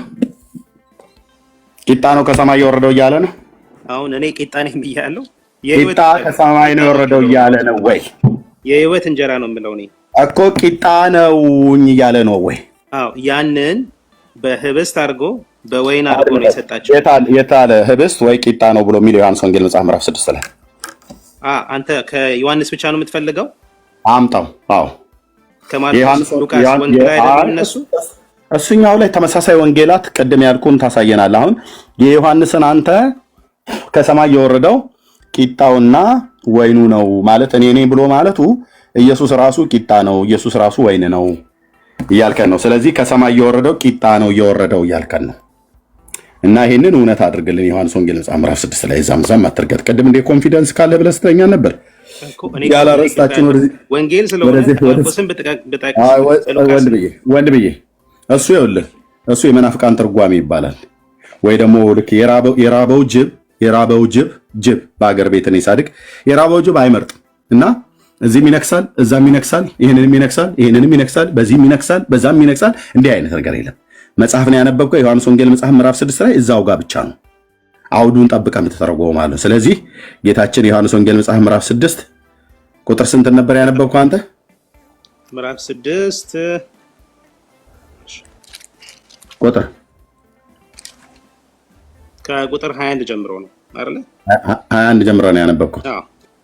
እሺ አላነበብከውም? 21 ጀምሮ አላነበብከውም? ቅድም ያነበብከው የት ነው ያነበብከው? ያነበብከውንም ራሱ አታውቀውም። ከሰማይ የወረደ የህይወት እንጀራ እኔ ነኝ የሚለው እኮ ታዲያ ቁጥር 21 ላይ እንደዛ ይላል። 51 ይቅርታ 51 አየህ? አዎ አቸኩል 21 እና 51 የተለያዩ ናቸው። እሺ ጥሩ ማለት ምን ያህል ያነበብከው ምን ያህል እንዳስታወስከውና እንደምታስታውሰው እንጠይቅ ብዬ ነው ዲያቆን። ይሄ ኦኬ። ከሰማይ የወረደው እንጀራ የህይወት እንጀራ የወረደው የህይወት እንጀራ ምን እንጀራ ነው ይላል? ነው የህይወት አይደለም፣ ህያው ነው የሚለው። ከሰማይ የወረደ እሺ፣ ያው ህያው ነው። ኦፍ ኮርስ ህያው ነው። እሺ ከሰማይ የወረደው ህያው እንጀራ ቂጣው ነው። የህይወት ማለት ነው፣ ህይወት ያለው ማለት ነው። ህያው ማለት ዘላለማዊ ነው። ዘላለማዊ እሺ፣ እሺ። ስለዚህ ከሰማይ የወረደው ህያው እንጀራ ብሎ ያለው ከሰማይ የወረደው ህያው እንጀራ ብሎ ያለው ህያው ቂጣ እያለ ነው። እሺ ይህ እንጀራ እያለ ነው ወይ ዲያቆን? እየተማመን ነው። ጌታችን የተናገረውን ነው። ከሰማይ የወረደው ህያው እንጀራ እኔ ነኝ አለ። ኢየሱስ ከሰማይ የወረድኩት ህያው ቂጣ እኔ ነኝ እያለ ነው። ኋላ በዕለተ ሐሙስ የሚሰጣቸው የሥጋዬ ነው። ህያው ቂጣ ማለት እኔ ነኝ ብሎ ማለት ቂጣ ከሰማይ ይወርዳል ማርቆስ ሰጣቸው ይላል እንዴ? ቂጣ ከሰማይ ይወርዳል ወይ ብራዘር? እንዴ ራሱ እኮ ነው ያለው። የሥጋዬ ነው እኮ አለ እኮ። ባርኮ የሰጣቸው ቂጣ ከሰማይ የወረደ ነው ወይስ ከምድር እስራኤላውያን ፋሲካን በዓል ሲያከብሩ ከመራራ ቅጠል ጋር እርሾ ያልነካው ቂጣ ከስንዴ የተሰራ እሱን ጋግረው የሚበሉት አንስቶ ቂጣ ሳይሆን እኮ ያ ቂጣ ከሰማይ ነው የወረደው ወይስ ከምድር የተሰራ ነው? ወደቤ ከኔ ጋር የምታወራው ዮሐንስ ወንጌል ማነው? ሶሪ ጌታችን በዛ በምሴተ ሐሙስ በጸሎተ ሐሙስ ላይ በአይሁድ ፋሲካ ላይ ይበሉት የነበረው ቂጣ ከሰማይ የወረደ ቂጣ ነው። ቂጣው ከሰማይ ወረደ አይደለም ቂጣው። ኦኬ። ስለዚህ እዚህ ጋር ግን ከሰማይ የወረደው እንጀራ ብሎ የሚለው ህብስት ማለት ነው አይደል? እኔም ብሉ እያለ ነው እኮ። ምን እያለ ነው እዚህ ጋር? ቂጣውን ብሉ እያለ ነው። እንዴት እኮ አሉ። እንዴት የሰው ልጅ አድመጠኝ እኮ። ታዲያ ስለ ቂጣ አይደለም የሚያወራው ዮሐንስ ወንጌል ምዕራፍ 6 ብለን ስንላችሁ አልሞት ባይ ተጋዳይ ብላችሁ ስጋው ደግሞ አይደለም። አድመጠኝ ጥያቄ በደንብ ስማ። የጠየኩን ጥያቄ በደንብ ስማ። ከሰማይ የወረደው ህያው እንጀራ እኔ ነኝ ብሎ ሲል ኢየሱስ ህያው ቂጣ እኔ ነኝ እያለ ነው ወይ ነው ያልኩ? መልሰው። ህያው ቂጣ ለምን ቂጣ እኔ ነኝ እያለ ነው። እኔ ነኝ እያለ ነው። እንጀራ እኔ ነኝ እያለ ነው። የህይወት እንጀራ ብሰጣችሁ ስጋ ደሜ እኮ እያለ እኮ ነው። በሌላ ወንድሜ ዝምታ ሆነ ጸጥታ ይላል ጴንጤው ወገኔ ሲዘምር። እንተ በዝምታ ዮሐንስ ላይ እኮ እኔ ከዚህ ጀምረን ልንሄድ ነው። ወርታች ቀስ እያልን እያነበብን ነው። ቂጣን ታሳየናለህ እዚህ ጋር ቂጣና ወይንን እዚህ ክፍል ውስጥ ታሳየናለህ። ዮሐንስ ወንጌል ምዕራፍ 6 ላይ ማለት ነው። እኛ እኮ በቂጣና በወይኑ እኮ እናምናለን። የፋሲካ ቂጣ ተብሎ ስለተባለ ነው። ለማቃለል አይደለም ይሄን ቃል የምንጠቀመው። የፋሲካውን ቂጣ ህብስትና ወይኑን ጌታ የሰጠው ተመሳሳይ ወንጌላት በተባሉት በነ ሉቃስና በነ ማቴዎስ ላይ የተጻፈውና ይሄ እዚህ ጋር የሚናገረው ሰማይ ከምድር አይገናኝም። ብራዘርዬ አይገናኝም እንዴ! እናንተ እኮ የህይወት እንጀራ ብሎ የሚል ሰርች አድርገህ መጣው። ሁሉንም የህይወት እንጀራ ማለት ስለ ቂጣው ነው የሚያወራው ትላለህ። ኢየሱስ ከሰማይ የወረደው ህያው እንጀራ እኔ ነኝ ይላል። እናስ ከዚህ ማነው ሰው ከዚህ እንጀራ ቢበላ ለዘላለም ይኖራል አለ። የትኛው ነው እንጀራ ብሎ ያለው? እኔም ስለ ዓለም ህይወት የምሰጠው እንጀራ ስጋዬ ነው አለ። የትኛው ስጋ? ቂጣው ነው የሚያወራው አይደለም። ከዛስ የሚናገራቸው አይሁዳውያን ገብቷቸዋል። እንግዲህ አይሁድ ይህ ሰው ስጋውን ልንበላው ይሰጠን ዘንድ እንዴት ይቻለዋል ብለው እርስ በርሳቸው ተመካከሩ። አየህ፣ ቀጥታ ነው ያወራው ጌታም ቀጥታ ነው እነሱም የገባቸው። አሁን ቂጣውን አሳየን። ከዚህ ልቀጥል? አይ ምኑ ትቀጥላል? ቂጣውን አሳየን። እሺ ምዕራፍ 13 ጋር ልቀጥል። በደንብ ያብራራዋል ስለ ቂጣው። ምንድነው ምዕራፍ 13? ይሄት የዮሐንስ ወንጌል ማርቆስን አልቀበልም ብላል፣ ሉቃስን አልቀበልም ብላል፣ ማቴዎስን አልቀበልም ብላል። 6ን ጨርስ። እኔ አልቀበልም አላልኩ እኮ። ወደዛ እንሂድ። አንድ ቃል እኮ ነው። አልቀበልም አላልኩ። እሺ እዚህ ጋር አሁን አንተ የምትፈልገው ቂጣ ማለት አለበት ነው። ቆይ ፖለቲካ ሰርታ አታልፍም። እንኳን አንተን ዘርህን አሰልፌ ያስተምራለሁ። ማርቆስን አድምጥ። ዘርህን ሰብስቤ አሰልፌ ያስተምርሃለሁ። ማርቆስ ላይ ያለው ሉቃስ ላይ ያለው ተመሳሳይ ወንጌላት በተባሉት ማቴዎስ ላይ ያለው ስለ ህብስቱና ስለ ወይኑ ነው ብዬ ደጋግሜ ተናግሬያለሁ። ኦኬ ስለ ህብስቱ በምሴተ ሐሙስ ላይ ከአይሁድ ፋሲካ ቁጭ ብለው ማዕድ ሲበሉበት ከነበረው ላይ ቂጣውን አንስቶ ቆርሶ የሰጣቸውን እሱን የሚናገረው ማቴዎስ፣ ማርቆስና ሉቃስ ላይ ነው። እዚህ ግን አድምጥ እባክህ አድምጥ። እዚህ ጋር ቂጣውና ወይኑን አሳየን። ምን አልከኝ? በአንተ ምንድነው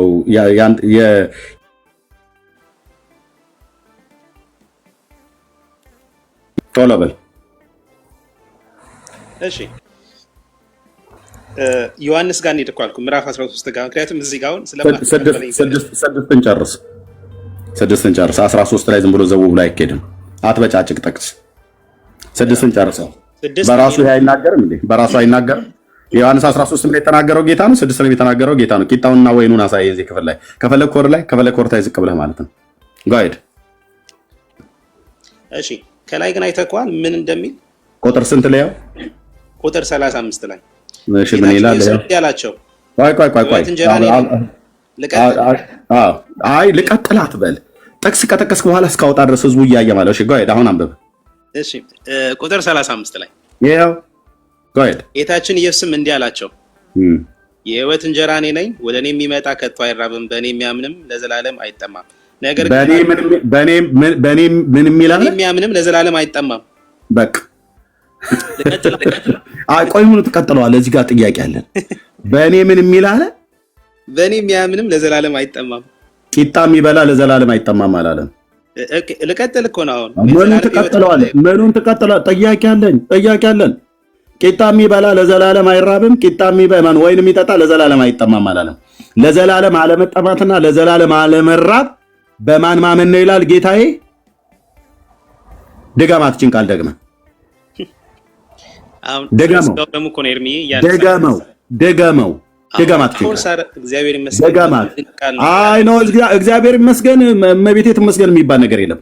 ድገማት ኢየሱስ ያለውን ቃል በእኔ ምን የሚል አለ? ነገር ግላችኋለሁ። ኦኬ የሚያምንም ለዘላለም አይጠማም። በስርዓት የምታወራ ከሆነ ያነሳውን ክፍል እየተናበብን እንነጋገር። አንተም ስጠይቀኝ እኔም አንተን የምትናገረውን ለምትናገረው ተገቢ መልስ መስጠት አለብኝ። እኔም ለምጠይቅህ ተገቢ መልስ መስጠት አለብህ። ካልሆነስ የትናንት ወዲያዋን ቀን ትናንት ወዲያ ታስታውሳታለህ አይደል? ቀኗ መራራን የሆነችብህ ትናንትናን ታስታውሳታለህ ከኔ ጋር። ቀኗ መራራን የሆነችብህ ምክንያት መራራ የሆነችብህ በቀኗ ላይ የእግዚአብሔርን ቃል እውነት ነው ይነግሩ። ዛሬም ሶስተኛ ቀኑ መራራ ነው የሚሆንብህ ማለት ነው። የጠየቅኩ ላይ አውራ የጠቀስከውን ጥቅስ አውጥቻለሁ። እሺ ደግመህ አንብበውና ምን ያለ ነው ለዘላለም አይጠማም? ምን የበላ ነው ለዘላለም አይጠማም? ምን የጠጣ ነው ለዘላለም አይጠማም ብሎ ያለው? ቶሎ በል። ቂጣና ወይን በልቶ ጠጥቶ ለዘላለም አይጠማም ለዘላለም አይራብም ብሏል ጌታ እዚህ ጋር አይልም። ኢየሱስ እንዲህ አላቸው፣ የህይወት እንጀራ ቂጣው ነው አላለም። እኔ ነኝ ነው ያለው። ወደ እኔ የሚመጣ ከቶ አይራብም። ሃሌሉያ! አይራብም። በእኔ የሚያምንም ሁልጊዜ ከቶ አይጠማም። በእኔ ምን የሚል የሚያምን አለመራብና አለመጠማት የምትፈልጉ ከሆነ በእግዚአብሔር ልጅ ስም እመኑ። አለቀ። ቂጣ በልታ አይደለም ለዘላለም ማትራበው፣ ወይን ጠጥታ አይደለም ለዘላለም ማትጠማው። በእግዚአብሔር ልጅ ግን ስታምን እሱ እውነተኛው አማናዊው የህይወት እንጀራ ነውና የህይወት መጠጣችን ነውና የጽድቅ መጠጣችን የጽድቅ እንጀራችን ነውና ለዘላለም በእርሱ የሚያምን ሁልጊዜ ከቶ አይጠማም ማለት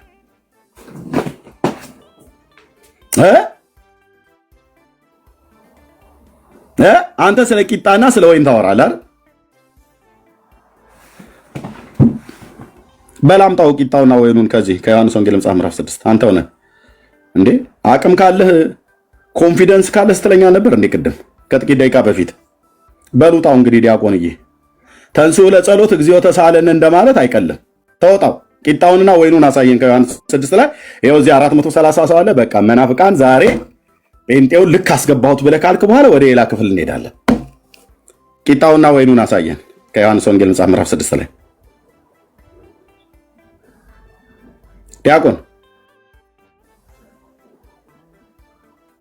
ዲያቆን ስለ መድኃኔዓለም ዝም አትበለኝ። ይኸው አንተ ሚዩት እያረከኝ ነው። ባይተው እኔ አላረኩም። ቅድም ስላልሰማኝ ነው። እኔ ገና ቅድም እኮ ስጋዬን ብሉ ደሜን ጠጡ ነው ያለው። ቂጣውና ወይኑን አሳየኝ። ስጋዬን ደግሞ ደሜን ጠጡ ካለ በእኔ መኑ ማለቱ ነው። በእኔ መኑ ማለቱ ነው። ስጋዬን ብሉ ስጋዬን ብሉ ነው የሚለው። አድምጠኝ። ስጋዬን ብሉ ደሜን ጠጡ ማለቱ በእኔ መኑ ማለቱ ነው። አለ የት አለ የሚል ግን ስጋዬን ብሉ ደሜን ጠጡ በእኔ የሚያምን ሁልጊዜ ከቶ አይጠማም እኮ አለ። የሚያምን ነው የሚለው ግን ስጋዬን ብሉ ደሜን ጠጡ የሚል አድምጠኝ። የህይወት እንጀራ እኔ ነኝ አላለህም? አዎ ብሉኝ አለ። ከዛ የሚበላው እንጀራ የህይወት እንጀራ የሆነው ክርስቶስ ነው። እሱ ማለት ምን ማለት ነው? አድምጠኝ። እርሱን መብላት ማለት በእርሱ ማመን ማለት ነው። የሚል የት አለ? አሳየኝ። ማመን ነው የሚለውን አሳየኝ። ይኸው በእኔ የሚያምን ይላል እዚሁ ጋር ቁጥር 35 ስጋዬን መብላት ደሜን መጠጣት የሚል አለ። ቁጥር 35 እባክህ የኢትዮጵያ መጽሐፍ ቅዱስ ማህበር ቁጥር 35 እባክህ አውጡላቸው። ለኦርቶዶክሳውያን ስትሉ አውጡላቸው። ይነቀል ከዚህ ከእግዚአብሔር ቃል አይደል? ዮሐንስን ማትቀበል ወደ አድምጥ። የት ማቴዎስ ገና ከዮሐንስ ጋር ተጨራርሰናል እኮ ላበላብ አድርጌ ወይ ላበላብ አድርጋኝ ነው። ዮሐንስ ምዕራፍ 13 ጋር አምጣ ቂጣውን አምጣ። መጀመሪያ እዚህ ማቴዎስ ማርቆስ አትበልብኝ። እንሄዳለን። እነሱም አባቶቼ ናቸው። እዚህ አምጣ ቂጣውና ህብስቱን፣ ቂጣውንና ወይኑን አምጣ። እዚህ መጀመሪያ ቂጣ ብለሃል። ወንጌላውያን ጋር እንሂድ። አድምጥ። ቂጣ ብለሃል። ቂጣውን አምጣ። በመጀመሪያ እኮ ቂጣውን አሳይ እኮ ነው። የዮሐንስ ወንጌል መጽሐፍ ምዕራፍ 6 ላይ ቂጣውን አምጣ፣ ወይኑን አምጣ። ራሱን ቃል ማቴዎስ ጋር እንሂድ። አልጠየቅኩም። ማቴዎስ ላይ ያለውማ እሱ ያለው እሱም በኋላ ላይ እናወራለን ብዬ ምሴታ ሐሙስ ላይ አድምጥ። ማረኝ በል ዛሬ ማረኝ ጌታዬ ማረኝ። ምን አይነት ፍርጃ ውስጥ ነው የገባሁት? ያለ አቅሜ ከጴንጤ ጋር ገጥሜ እላላጣለሁ ብለህ የምትል ማለት ነው። እንዲህ ነው የእግዚአብሔር ማለት እንደዚህ። አምጣ እዚህ ቂጣውና ወይኑን አምጣ። ዮሐንስ ወንጌል ምዕራፍ 6 ላይ አምጣ። እሺ ልናገር። አምጣ ቂጣውን። ዮሐንስ ወንጌል ምዕራፍ 6 ላይ ቂጣና ወይኑን አሳየኝ። በጣም ጥሩ። ቁጥር 53 ጋር እንሂድ። እሺ ቴንክ ዩ። ምን ይላል? ራስ አንብበው። ቁጥር 53 ጋር። ኧረ እኔ እንደ አምላኬን ቃል ለማንበብ ደግሞ በጣም ደስ ይለኛል። እሺ ስለዚህ ኢየሱስም እንዲህ አላቸው፣ እውነት እላችኋለሁ የሰው ልጅ ስጋ ካልበላችሁ ደሙንም ካልጠጣችሁ በራሳችሁ ሕይወት የላችሁም ማለት። ቀጥል ወደታች። ይቅርታ እስከ ቁጥር ስንት ነው ይሄ? ስጋዬን እስከ ቁጥር ስንት ንገረኝ መጀመሪያ። ከቁጥር 59 ድረስ ሂድ። እሺ ስጋዬን የሚበላ ደሜን የሚጠጣ የዘላለም ሕይወት አለው፣ እኔ በመጨረሻ ቀን አስነሳዋለሁ። ስጋዬ እውነተኛ መብል ሚዩት አድርግ። የእግዚአብሔርን ቃል ማነበው እስከ 59 ድረስ በጣም ጥሩ ጎሽ እሰይ ምናምን ነገር እንትን ላይ አልፈልግም። እኔ ጥሩ አንባቢ ስለሆንኩኝ ስጋዬ እውነተኛ መብል ደሜም እውነተኛ መጠጥ ነውና ስጋዬን የሚበላ ደሜንም የሚጠጣ በእኔ ይኖራል፣ እኔም በእርሱ እኖራለሁ።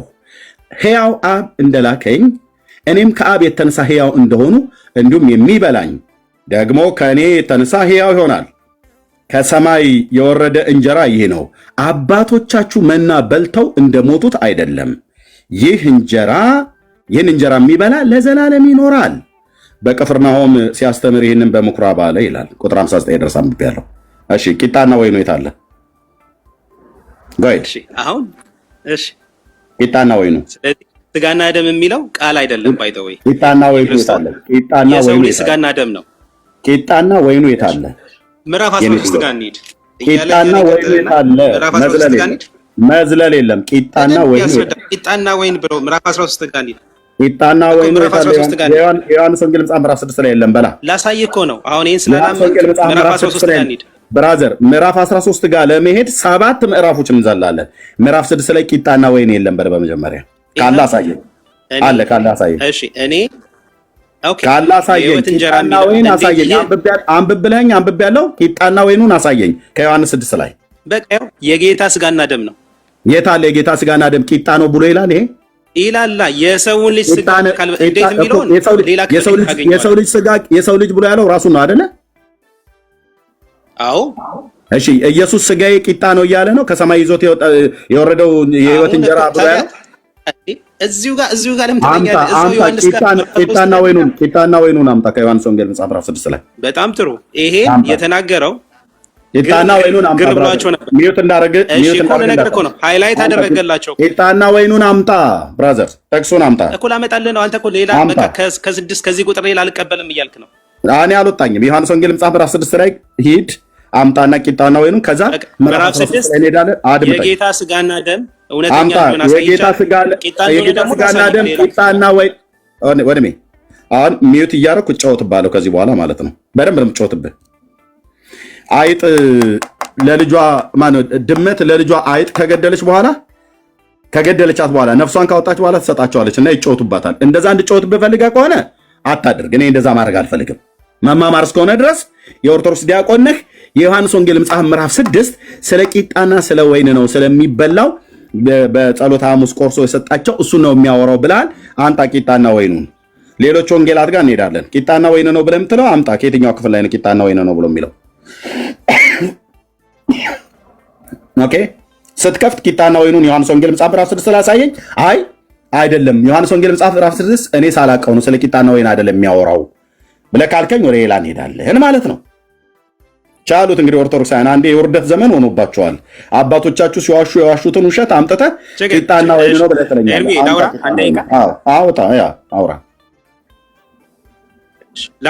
ላውራውን ኤርሚዬ አውራ ቂጣና ወይኑን አሳየኝ ከዮሐንስ 6 ላይ ቴንክ ዩ። እሺ ላውራ አንድ ደቂቃ ብቻ ስጠኝ። ከዛም በቃ እንትን ኧረ የፈለግከውን አውራ። ቂጣና ወይኑ የሚናገርበትን ቁጥር ስጠኝ እዚህ ጋር። እሺ ቂጣና ወይን የሚል ቃል የለም እዚህ ላይ። በቃ የለም፣ አለቅ፣ ጨርሰናል። ሁለተኛ የዮሐንስ ወንጌል መጽሐፍ ምዕራፍ 6 ላይ ሁለተኛ ቂጣና ወይን ለመፈለግ እንዳትመጣ። እሺ ሁለተኛ እንዳትሄድ። አሁን ስለ ቂጣና ስለ ወይኑ እንሂድ ሌላ ቦታ ላይ ማለት ነው። እሺ ቴንክ ዩ። እሺ ዮሐንስ ወንጌል መጽሐፍ ምዕራፍ 6 ላይ ቂጣና ወይን የለም፣ ተመልሰህ እንዳትመጣ። የለም፣ የተጻፈ የለም። በቃ አሁን ወደ ሌሎቹ ወንጌላት እንሂድ። ማርቆስ፣ ማቴዎስ ስለተለ የነበረው ተመሳሳይ ወንጌላት እንሂድ። አሁን ቂጣና ወይኑን እዛ እናገኛለን ማለት ነው። ጎይድ እሺ ያ ጥሩ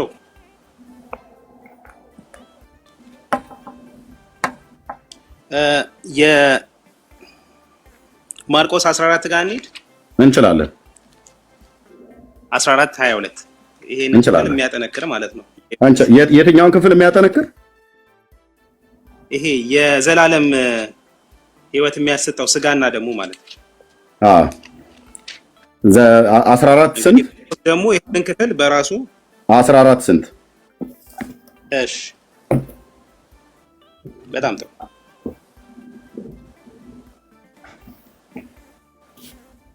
ማርቆስ 14 ስንት? ምዕራፍ 14 ቁጥር 22 ከ22 እስከ 26 በቂ ነው። እሺ ጋይድ ይኸው ቂጣና ወይን አሁን እዚህ ጋር ነው የምታገኙት ወንድሞች እናቶቼ። ማቴዎስም ሉቃስም ማርቆስም የጻፉት ማለት ነው። አሁን ትክክለኛ ቂጣና ወይን ታገኛላችሁ። ያ ጋይድ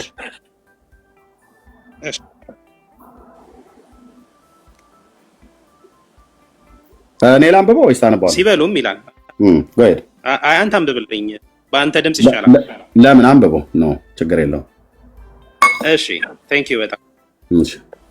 በስላሴ ስልጣን አነባለሁ። እሺ ሲበሉም ጌታችን ኢየሱስ ህብስቱን አንስቶ ባርኮ ቆርሶም ሰጣቸውና ጽዋውንም አንስቶ አመስግኖ እንኩ ባርኮ ቆርሶም ይህ ሥጋዬ ነው እንኩ ብሉ ብሎ ሰጣቸው። ይህ ሥጋዬ ነው። ቁጥር ስንት ነው የምታነበው? ቁጥር ስንት ነው የምታነበው? ማርቆስ ወንጌል 14 እኔ ከመጽሐፍ ነው የማነበው። እንዴ እኔ ይሄው መጽሐፍ ነው የማነበው። ቁጥር 22 ኦኬ ሶሪ ማል ላይ ስትንቀሳቀስ እንትን እያለብኝ ነው፣ ለዛ ነው። እሺ ቁጥር ማርቆስ 14:22 ነው የምታነበው? አዎ ከ22 ጀምሮ እስከ 27። ኦኬ ጎ አሄድ። እሺ ሲበሉም ኢየሱስ እንጀራን አንስቶ ባረከ፣ ቆርሶም ሰጣቸውና እንካችሁ ይህ ሥጋዬ ነው አለ። ኦኬ ልቀጥል። ጎ ጽዋውንም አንስቶ አመስግኖ ሰጣቸው፣ ሁሉም ከእርሱ ጠጡ። እርሱም አላቸው ይህ ስለ ብዙዎች የሚፈስ የአዲስ ኪዳን ደሜ ነው። እውነት እላችኋለሁ በእግዚአብሔር መንግስት እያለ ይቀጥላል። አንብበው ጨርሳት በእግዚአብሔር መንግስት እሺ ከወይኑ ፍሬ አዲሱን እስከምጠጣበት እስከዚያ ቀን ድረስ ደግሞ አልጠጣውም። ኦኬ ቴንክ ዩ። እሺ አሁን ሥጋዬ ያለው ሰላም እንደሚያወራ ይሄ ነው አለ። ይሄው ብሉ፣ ይሄ ነው ሥጋዬ ያለ። ይሄ ደሜ ነው ጠጡ አላቸው። ምኑ ነው ብሉ ያላቸው ነው? ብራዘር ቀስ ብለን እናውጋ። ውሃም ካለ ጠጣ። ምኑ ነው ብሎ ያላቸው? ስጋዬን ብሉ አላቸው። ስጋውን ነው ቆርሶ የሰጣቸው እዛ ጋር። ኦኬ በለው ስጋውን ነው ወይ ቆርሶ የሰጣቸው? ስጋውን ነው ወይ ቆርሶ የሰጣቸው እዛ ጋር? ህብስቱን አንስቶ ይሄ ስጋዬ ነው አለ። አዎ ህብስት መለኮት የተዋሃደው ነፍስ የተለየው። ብራዘር አልጠየኩም። ኦኬ ምኑ ነው ቆርሶ የሰጣቸው? ቅዱስ ስጋውን ክቡር ደሙን ነው ቆርሶ የሰጣቸው። ምኑ ነው እንትና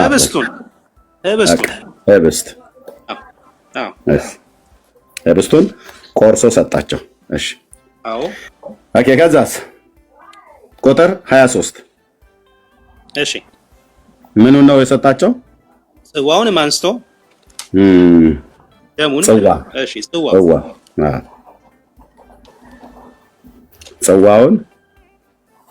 እሺ ጽዋውንም አንስቶ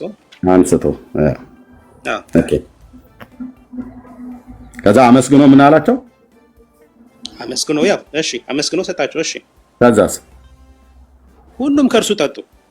ምኑን ነው የጠጡት? ምኑን ነው የበሉት? ጽዋውን፣ ህብስቱን። ቀጥታ ነው ህብስቱ ማለት ዳቦ ቂጣውን አይደል? እዚህ ጋር ግን ስጋዬ ነው ያላቸውን ማለት ነው። ቂጣውን አይደል ብራዘር?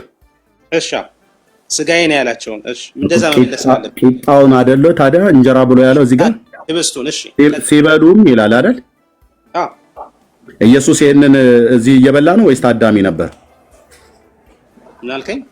ኢየሱስ እየበላ ነው እየበላ አልነበረም እዚህ ጋር? እሺ እንግዲህ በኦርቶዶክስ እየበላ ነበር እየበላ አልነበረም? ኦኬ አድምጥ። እየበላ ነበር ወይስ እየበላ አልነበረም? ውጣው እንግዲህ ጋራውን ውጣው፣ ተራራውን ውጣው። ኢየሱስ ይሄን እዚህ ጋር እየበላ ነው ወይስ እየጠጣ ነው? ወይስ እነሱ ሲበሉ እሱ ዝም ብሎ ተመልካች ነበር? ለራት ተቀምጠው ነው። ቀጥል እኮ ለራት ሲቀመጡ ኢየሱስ ይበላ ነበር እዛ ጋር ወይስ ይጠጣ ነበር? ስጋው ይበላ ነበር አብሯቸው። ይበላ ይጠጣ ነበር አይደል? እሺ አትበለኝ። ይበላ ይጠጣ ነበር አይደል? አዎ ቀጥል። ኦኬ አንስቶ የሰጣቸው ስጋው ነው አይደል? ከባረከ ካመሰገነ በኋላ ብራዘር አንስቶ የሰጣቸው ስጋው ነው አይደል? አዎ ባርኮ ቆርጦ ያን ስጋውን ህብስት ነው አይደል ብሎ ያለው?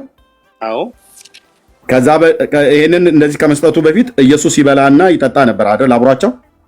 አዎ የራሱን እንጀራን የራሱን ስጋ ይበላ ነበር። ሁሌ አብሯቸው ይበላ ይጠጣ ነበር። ኢየሱስ እንጀራ አብሮ ይበላ ነበር እዚህ ጋር የራሱን ስጋ ነበር አይደል የሚበላው? ባረከ ይላል። አድምጠኝ እሺ። ከባረከ ቆይ አድምጠኝ እሺ። ባረከ ቴንክ ዩ ባረከ። አዎ አመሰገነ። እሺ አመሰገነ። ቆረሰ አመሰገነ። ቆይ አድምጠኝ እሺ። ቆረሰ። አዎ እሺ። ከዛ ሰጣቸው አይደል? አዎ ሰጣቸው። ኦኬ ጌታ ከባረከው ካመሰገነ ከቆረሰ በኋላ ለነሱ ሰጥቷቸው እርሱ በልቷል አልበላም? ከዚህ ከባረከው በኋላ ኦኬ ትውፊታዊ ነው። በልቷል አልበላም እየጠየቁ ነው። ኦኬ መጽሐፍ ቅዱስ ላይ ያለ የለም እንዳትለይ። ይሄ በልቷል አልበላም እባክህ። መጀመሪያ እርሱ ቀምሶ ሰጣቸው። አድምጠኝ። ትውፊት ነው፣ ቁርአናዊ ነው፣ ሐዲሳት ነው። ትቀበላለህ? አልተጠየቅም። የምን ትውፊታዊ ነው? ትውፊት ሆነ ወንፊት ሆነ አሁን አምጣ። ከባረከ በኋላ ጥያቄን በደንብ ስማ። እንደዚህ ስለተጫጫክ አይደለም። እኔ ሚዩት እንዳደርግ አትጠብቀኝ ብራዘር፣ ሚዩት አላርግም። ከባረከ በኋላ ልብ በሉ፣ እዚህ ጋር እየበላ ነበር ጌታ። እየበላ እያለ ከዛው ከሚበላው ማዕድ ላይ ማዕድ እንዴ የኦርቶዶክስን ተረት የምናፈርሰው ማለት ነው።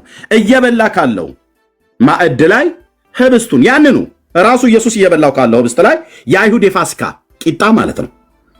ያንኑ እየበላ ያለውን አንስቶ ባረከ፣ አመሰገነ፣ ቆረሰ፣ ሰጣቸው። አሁን ጥያቄ ዲያቆንዬ፣ ከባረከ በኋላ ካመሰገነ በኋላ ከቆረሰ በኋላ ተለወጠ ወይስ አልተለወጠም? ህብስቱ ተለውጧል አልተለወጠም? አሁን መናገር ይችላል። ማይክን ክፈትና ኤርሚ አንተ በምትፈልግ ሰዓት ማየት ታረጋ። እኔ ሳብራራ እኮ ስላልሰማኝ ነው። ይኸው አንተም ትለውን እየተከተልኩ ያለሁት እየተዋየን ከሆነ ወይ ሐሳብን ስታወራ እባክህ አሁንም ሚውት አላርግ፣ ደርብ አታውራ። አንተ እንድታወራ ነው የምፈልገው። ባረከ ብለህ ስትለኝ ጻፍኩ፣ አመሰገነ ብለህ ስትለኝ ጻፍኩ፣ ቆረሰ ብለህ ስትለኝ ጻፍኩ፣ ሰጣቸው ብለህ ስትለኝ ጻፍኩ። የጠየኩን ጥያቄ መልስልኝ። አሁን ከባረከ ተለውጧል። ኦኬ ተለወጠ። ቴንክ ዩ ህብስቱ ተለውጦ ስጋ መለኮት፣ ደሙ ተለውጦ ደመ መለኮት ሆነ። ስጋ መለኮት ሆነ። እሺ መለኮት። አዎ ደሙ ተለውጦ ደግሞ ደመ መለኮት ሆነ። ኦኬ እዚህ ጋር ስጋው የተባለው ህብስቱ ማለት ነው። ህብስቱ ከባረከው ካመሰገነ ከቆረሰ በኋላ ተለወጠ። ፊዚካል ቼንጅ እንዳትለኝ። ኦኬ ቆይ ብራዘር ኦኬ ህብስቱ ተለውጦ ስጋ ሆነ። ጽዋው ሲለወጥ ደመ መለኮት ሆነ። ሶሪ ደመ መለኮት ሆነ። አማናዊ ይሆናል ማለት ነው። አማናዊ ሆነ ማለት ነው። ቴንክ ዩ። እውነተኛ ያለው ለዛ ነው። ጽዋው ተለወጠ። ጽዋው ተለወጠ ማለት ጽዋው ማለት ወይኑ ማለት ነው አይደል? ህብስቱ ስጋው ማለት ህብስቱ ነው። ጽዋው ማለት ወይኑ ነው። ኦኬ ጌታ ከባረከ ካመሰገነ ከቆረሰ በኋላ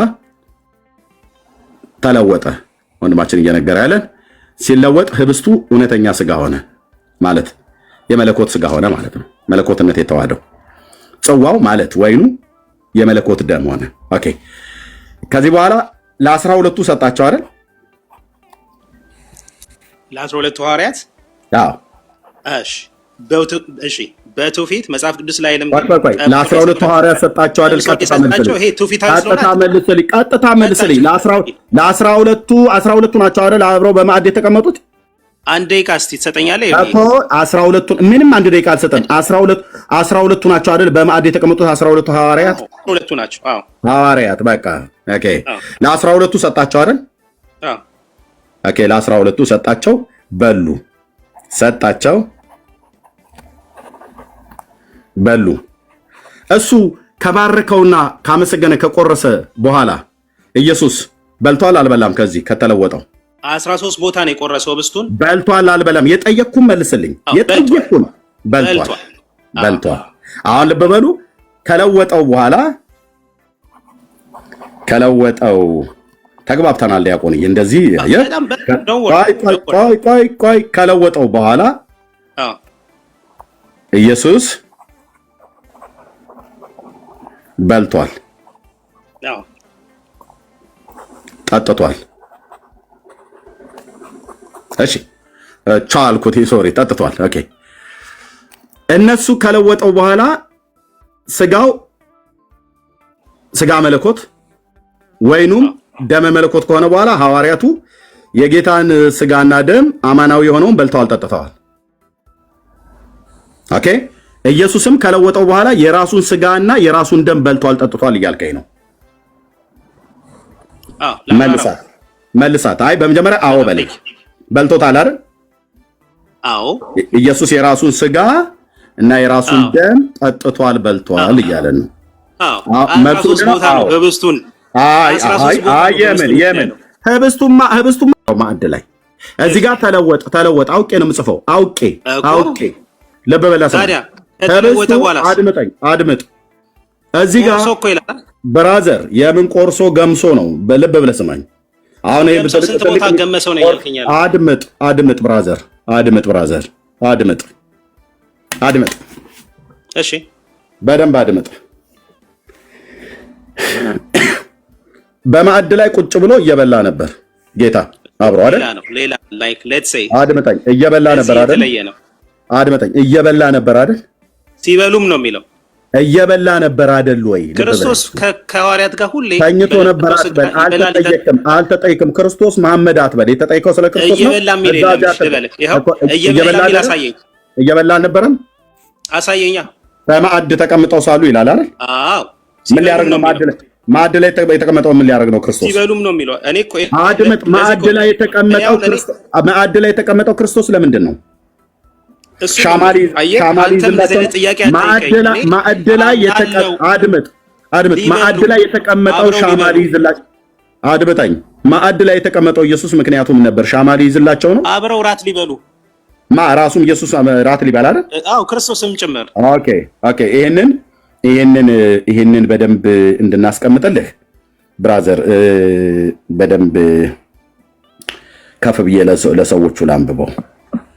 የኦርቶዶክስ ተረት አፈር ደቼ ሲግጥ ማለት ነው በአደባባይ ላይ ፋሲካ ሚዩት አድርግ የገጠምከውን አካል አላወቅም። ሚዩት አድርግ። ፋሲካን በሚያርዱበት ቁጥር 22 ላይ ነው። ቅድም እሱ ማርቆስ 22 ያነበበው፣ እኔ ወደ 12 ከፍ እያነበብኩትኝ። ኢየሱስ ማዕዱ ላይ የተቀመጠበት ምክንያት ለምንድን ነው? ሻማ ሊይዝ ነው? ሊጸልይላቸው ብቻ ነው? ወይስ የበይ ተመልካች ሊሆን ነው? ለምንድን ነው? መጽሐፉ ምን ይላል? እዚሁ ማርቆስ ላይ ማለት ነው። ወደ ላይ ከፍ ብሎ ብቻ ማንበብ በቂ ነው። ፋሲካን በሚያርዱበት በቂጣ በዓል መጀመሪያ ቀን ደቀ መዛሙርቱ ፋሲካን ትበላ ዘንድ ወዴት ሄደን ልናሰናዳልህ ትወዳለህ አሉት። በላ የሚል ቃል አታሳየኝም። ማዕዱ ላይ የተቀመጠው ሻማ ሊይዝላቸው ነው ብለህ እስካላልክ ድረስ ቅድም አልሞት ባይ ተጋዳይ ይመስል ኢየሱስ በላ የሚል ቃሉ ላይ የለም አልክ። ምን አለ እዚህ ጋር? እስኪ ደገመና አንብባት። እኔም አንብቤዋለሁ፣ አንተም አንብበው። ምን ሊያደርግ ነው? ፋሲካን ትመለከተው ዘንድ። ፋሲካን እኛ ስንበላ አንተ ሻማ እንድትይዝልን፣ ፋሲካን በምንበላ ሰዓት ላይ አንተ ቡራኬ ብቻ እንድትሰጠን ነው ብሎ የሚለው ወይስ ትበላ ዘንድ ነው ብሎ የሚለው? በላት ብራዘር፣ እቺን ትበላ ዘንድ ብሎ የሚለው ወዴት ልናሰናዳልህ ትወዳለህ አሉት። ደቀ መዛሙርቱ። ምን ሊያደርግ ነው ጌታ ማዕድ ላይ የተቀመጠው? ኦርቶዶክሳውያን መውጫ ሲያጡ አይ በላ የሚል ቃል የለም ምንህ እንግዲህ አባቶቻችን አምልተው አስፍተው አንቦርቅቀው ምናምን ነገር ወሬታው ይኸው ፋሲካን ትበላ ዘንድ ይላል። ኢየሱስ ፋሲካውን እንዲበላ ነው አይደል ያዘጋጁለት? መልስልኝ፣ ማይክን ክፈትና መልስልኝ። ፋሲካው የተዘጋጀለት ማን እንዲበላ ነው? መምህሩ እንዲበላ ነው። ጌታዬ እንዲበላ ነው። ምክንያቱስ አይሁዳዊ ሰው እንደመሆኑ መጠን የአይሁድን ፋሲካ። ማይኩን ክፈትና አውራኝ እንዴ! ቅድም ወንድ ከሆንክ አውራኝ፣ አቅም ካለህ ምናምን ነገር ስትለኝ እኮ ነበረ። አውራ። ዮሐንስ ወንጌል ምዕራፍ 16 ላይ ቂጣ አለመሆኑን አስጣልኩህ።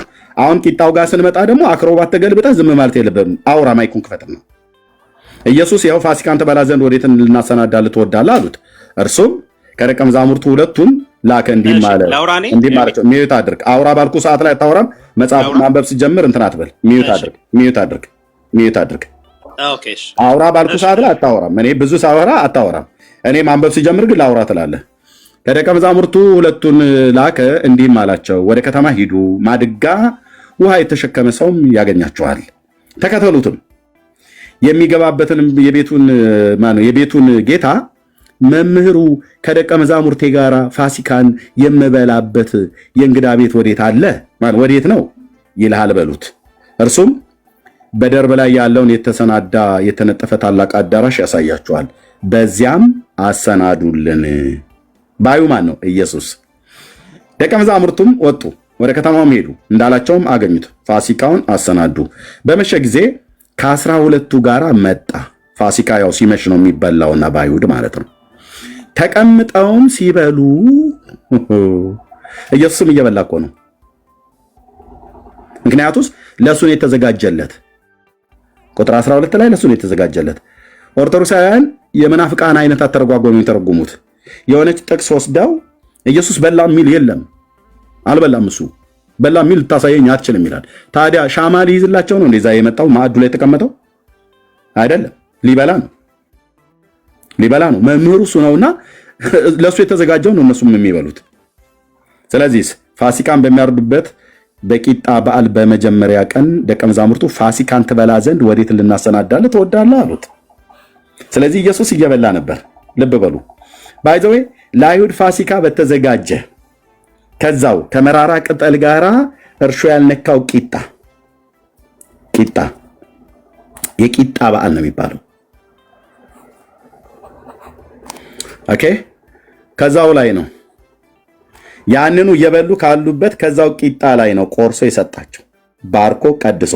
ከዛ ባርኮ ሲቀድሰው በኦርቶዶክስ ተለወጠ ትላለች። ከዛ ህብስቱ ከዛ በኋላ ህብስት ተብሎ አይጠራም፣ የጌታ የመለኮት ስጋ ሆነ ትላለች ኦርቶዶክስ ውላጤ።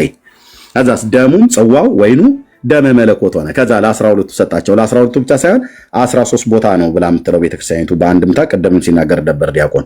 13 ቦታ አጠቃቀነ፣ ቆረሰ፣ ገመሰ፣ ከዛ ሰጣቸው ይላል እና 12ቱ ለሐዋርያቱ ሰጥቶ አንዱን እሱ በላ ይላል። 13 ቦታ ቆርጦት ጌታ ቂጣውን 13 ቦታ ቆርጦት ማለት ነው። ከዛ ለእያንዳንዳቸው አንዳንድ ቁራሽ ከሰጣቸው በኋላ አንዱን ቁራሽ ራሱ በልቶታል ከለወጠው በኋላ። ስለዚህ ኢየሱስ የራሱን ስጋና የራሱን ደም በልቷል ጠጥቷል ብላ የኢትዮጵያ ኦርቶዶክስ ተዋሕዶ ቤተክርስቲያን ይሄ ቀኝና ግራውን የማያውቅ ትውልድ ግራ ታጋባለች። ለምን? ህዝቡ መጽሐፍ ቅዱስ አያነብም፣ አይጠይቅም። ተራጋሚ ህዝብ፣ ተሳዳቢ ህዝብ ነው። መጽሐፍ ቅዱስ የሚነግረውን አያውቁም። በዛው በመቅደሱ ስንቀድስ የነበርን ዲያቆናት ስንወጣ ከመሳደብ ውጭ ምንድነው ጉዳዩ ብለው አይጠይቁም። ከመሳደብ ውጭ ማለት ነው። አድመጠኝ፣ ይኸው ልሰጥህ ነው። ስለዚህ ጌታ ሐዋርያቱ ይሄንን የበሉት ለዘላለም ሕይወት ነው ወይስ ለዘላለም ሕይወት አይደለም? የመጨረሻ ጥያቄ ነው። ሐዋርያቱ ይሄንን የበሉት ለዘላለም ሕይወት ነው አይደል? ለዘላለም ሕይወት ነው እንጂ። አዎ ለዘላለም ሕይወት ነው። ለዘላለም ኦኬ። ወይት ለዘላለም ሕይወት አድምጠኝ እንዴ። በቃ አንዴ ከተናገርክ በቃ ለዘላለም ሕይወት እየጻፍኩ ነው። ሕይወት በሉ አይደል ሐዋርያቱ? ኢየሱስ የበላው ለምንድን ነው? ኢየሱስም በልሶታል። ለምንድን የበላው? እሱም ለዘላለም ሕይወት ነው የበላው። መልስ። በጣም ጥሩ አይደለም። መልስ። ለምንድን ነው የበላው? ኢየሱስ ለዘላለም ሕይወት ነው የበላው። ኢየሱስ እኮ አንዴ አንተ ሚዩት ኢየሱስ የበላው ማንም ሚዩት አድርገህ። ኢየሱስ የበላው ለዘላለም ሕይወት ነው ወይ? እነሱ ብቻ አይደሉም በላተኞቹ 13 አድርጎ ቆራርጦ 13ኛው መልስ አቀጥታ ለዘላለም ሕይወት ነው የበላው። አሁን ልመልስ። ለዘላለም ሕይወት ነው ወይ የበላው? የዘላለም ሕይወት ሰጪ ነው እንጂ እና ለምንድን ነው የበላው? የዘላለም ሕይወት ሰጪ ነው ኢየሱስ። አረ ለምንድን ነው የበላው? እዚህ ጋር እየበላ እያለ 30 ሰከንድ አላብራራልም። አንድ ደቂቃ ታወራለህ። ምን እንዲሆን ነው ያልከው? አድምጠኝ። አሪያ እንዲሆን ነው ያልከው አይደል? እሺ ሚዩት ላድርግ። ልክ አውራ ስትለኝ አወራለሁ። ይኸው ሚዩት አደርጋለሁ። እታች አወርድሃለሁ። አሁን ታች አወርድሃለሁ። እታች ትወርዳለህ። ሄድ ውረድ። ከአንተ ጋር የሚዳረቅ የለም። ሄድ ውረድ እታች። በቃ ምን አለ? አርአያ እንዲሆን ነው አለ። ኢየሱስ የበላው ሐዋርያቱ የበሉት ለዘላለም ሕይወት ነው አለ። ኦኬ። ኢየሱስስ የበላው ይሄን ነው የተለወጠውን ስጋ። ሲጀምር ኢየሱስ የራሱን ስጋና ደም በላ ጠጣ ትላለች ኦርቶዶክስ። የኢትዮጵያ ኦርቶዶክስ ኢየሱስ የራሱን ስጋ በላ የራሱን ደም ጠጣ ብላ ትላለች። ታዲያች ቤተክርስቲያን መናፍቅ አይደለች እንዴ? ድብን ያለች መናፍቅ ናት። ከሃዲ ናት። የምታስክድ ናት። ኢየሱስ የራሱን ስጋና የራሱን ስጋ በላ የራሱን ደም ጠጣ ብላ የምትል ማለት ነው። ጉደኛ ቤተክርስቲያን ናት። ይሄ ህብስት ልብ በሉ። ይሄ ህብስት ወይኑ ማለት ነው። ህብስቱ ስጋው ማለት ነው። ወይ ደግሞ ህብስቱ ቂጣው ስጋዬ ብሎ የጠራው ህብስቱ ቂጣው እየበላ ነበር። ጽዋውም እንደዚሁ እየጠጣ ነበር።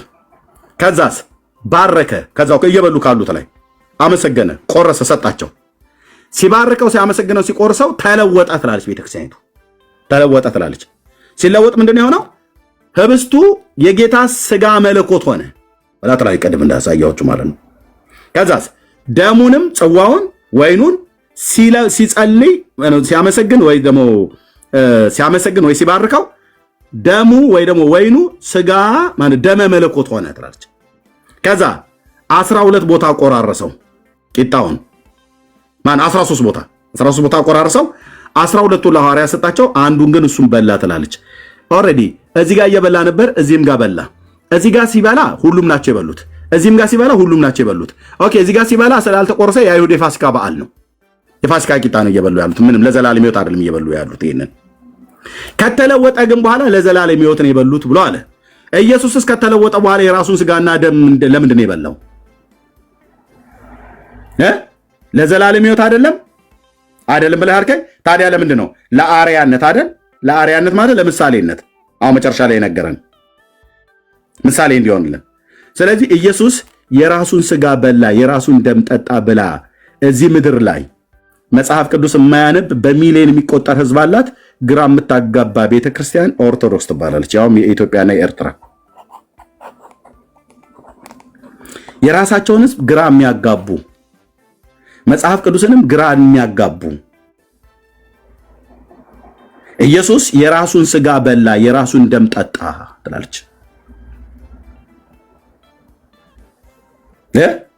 እቺ ቤተክርስቲያን ናት ስተት እንከን የሌለባት ኩላዊት ቅድስት ሐዋርያዊት ምናም ነገር ብለው የሚሉ ማለት ነው። ናና መልስልኝ። ኢየሱስ የራሱን ስጋና ደም የበላበት የጠጣበት ከተለወጠ በኋላ ሲጀምር ይኸውልህ ብራዘር ተለወጠ የሚባል ትምህርት መጽሐፍ ቅዱሳዊ ትምህርት አይደለም። ኢየሱስ ክርስቶስ እዚህ ጋር ሲባርክ ህብስቱ ተለውጦ እውነተኛ ስጋ ሆነ ብሎ የሚል ትምህርት የለም። ይሄ ጸሎተ ሐሙስ ላይ ነው ያደረገው። እውነተኛ ስጋውና እውነተኛ ደሙ የፈሰሰውን የተቆረሰው መስቀል ላይ ነው፣ በማግስቱ ዓርብ ዕለት ማለት ነው።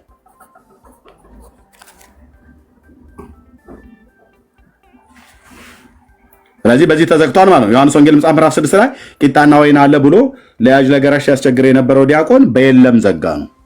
ወደ ቂጣና ወደ ወይኑ ደግሞ ስንመጣ ይሄው ኢየሱስ የመጨረሻው ምንድነው ያለው? ኢየሱስ የራሱን ስጋና የራሱን ደም በልቷል ጠጥቷል ብሎ የሚል እንዲህ አይነት ትምህርት ነው ያለው ማለት ነው።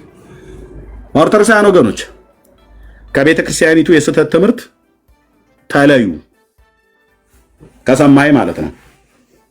ከሰማይ ማለት ነው። እኔ የቤተ ክርስቲያኒቱ ዲያቆን የነበርኩ ሰው ነኝ።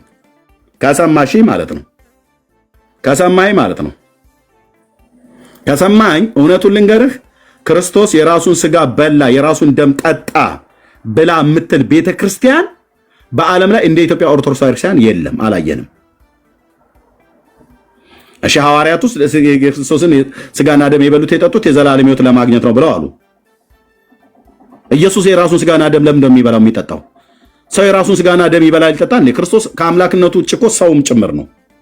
የራሱን ስጋና የራሱን ደም ይበላል አማናዊ ነው ብላችሁ የምትሉትን እንዴት አጸያፊ ነገር ነው።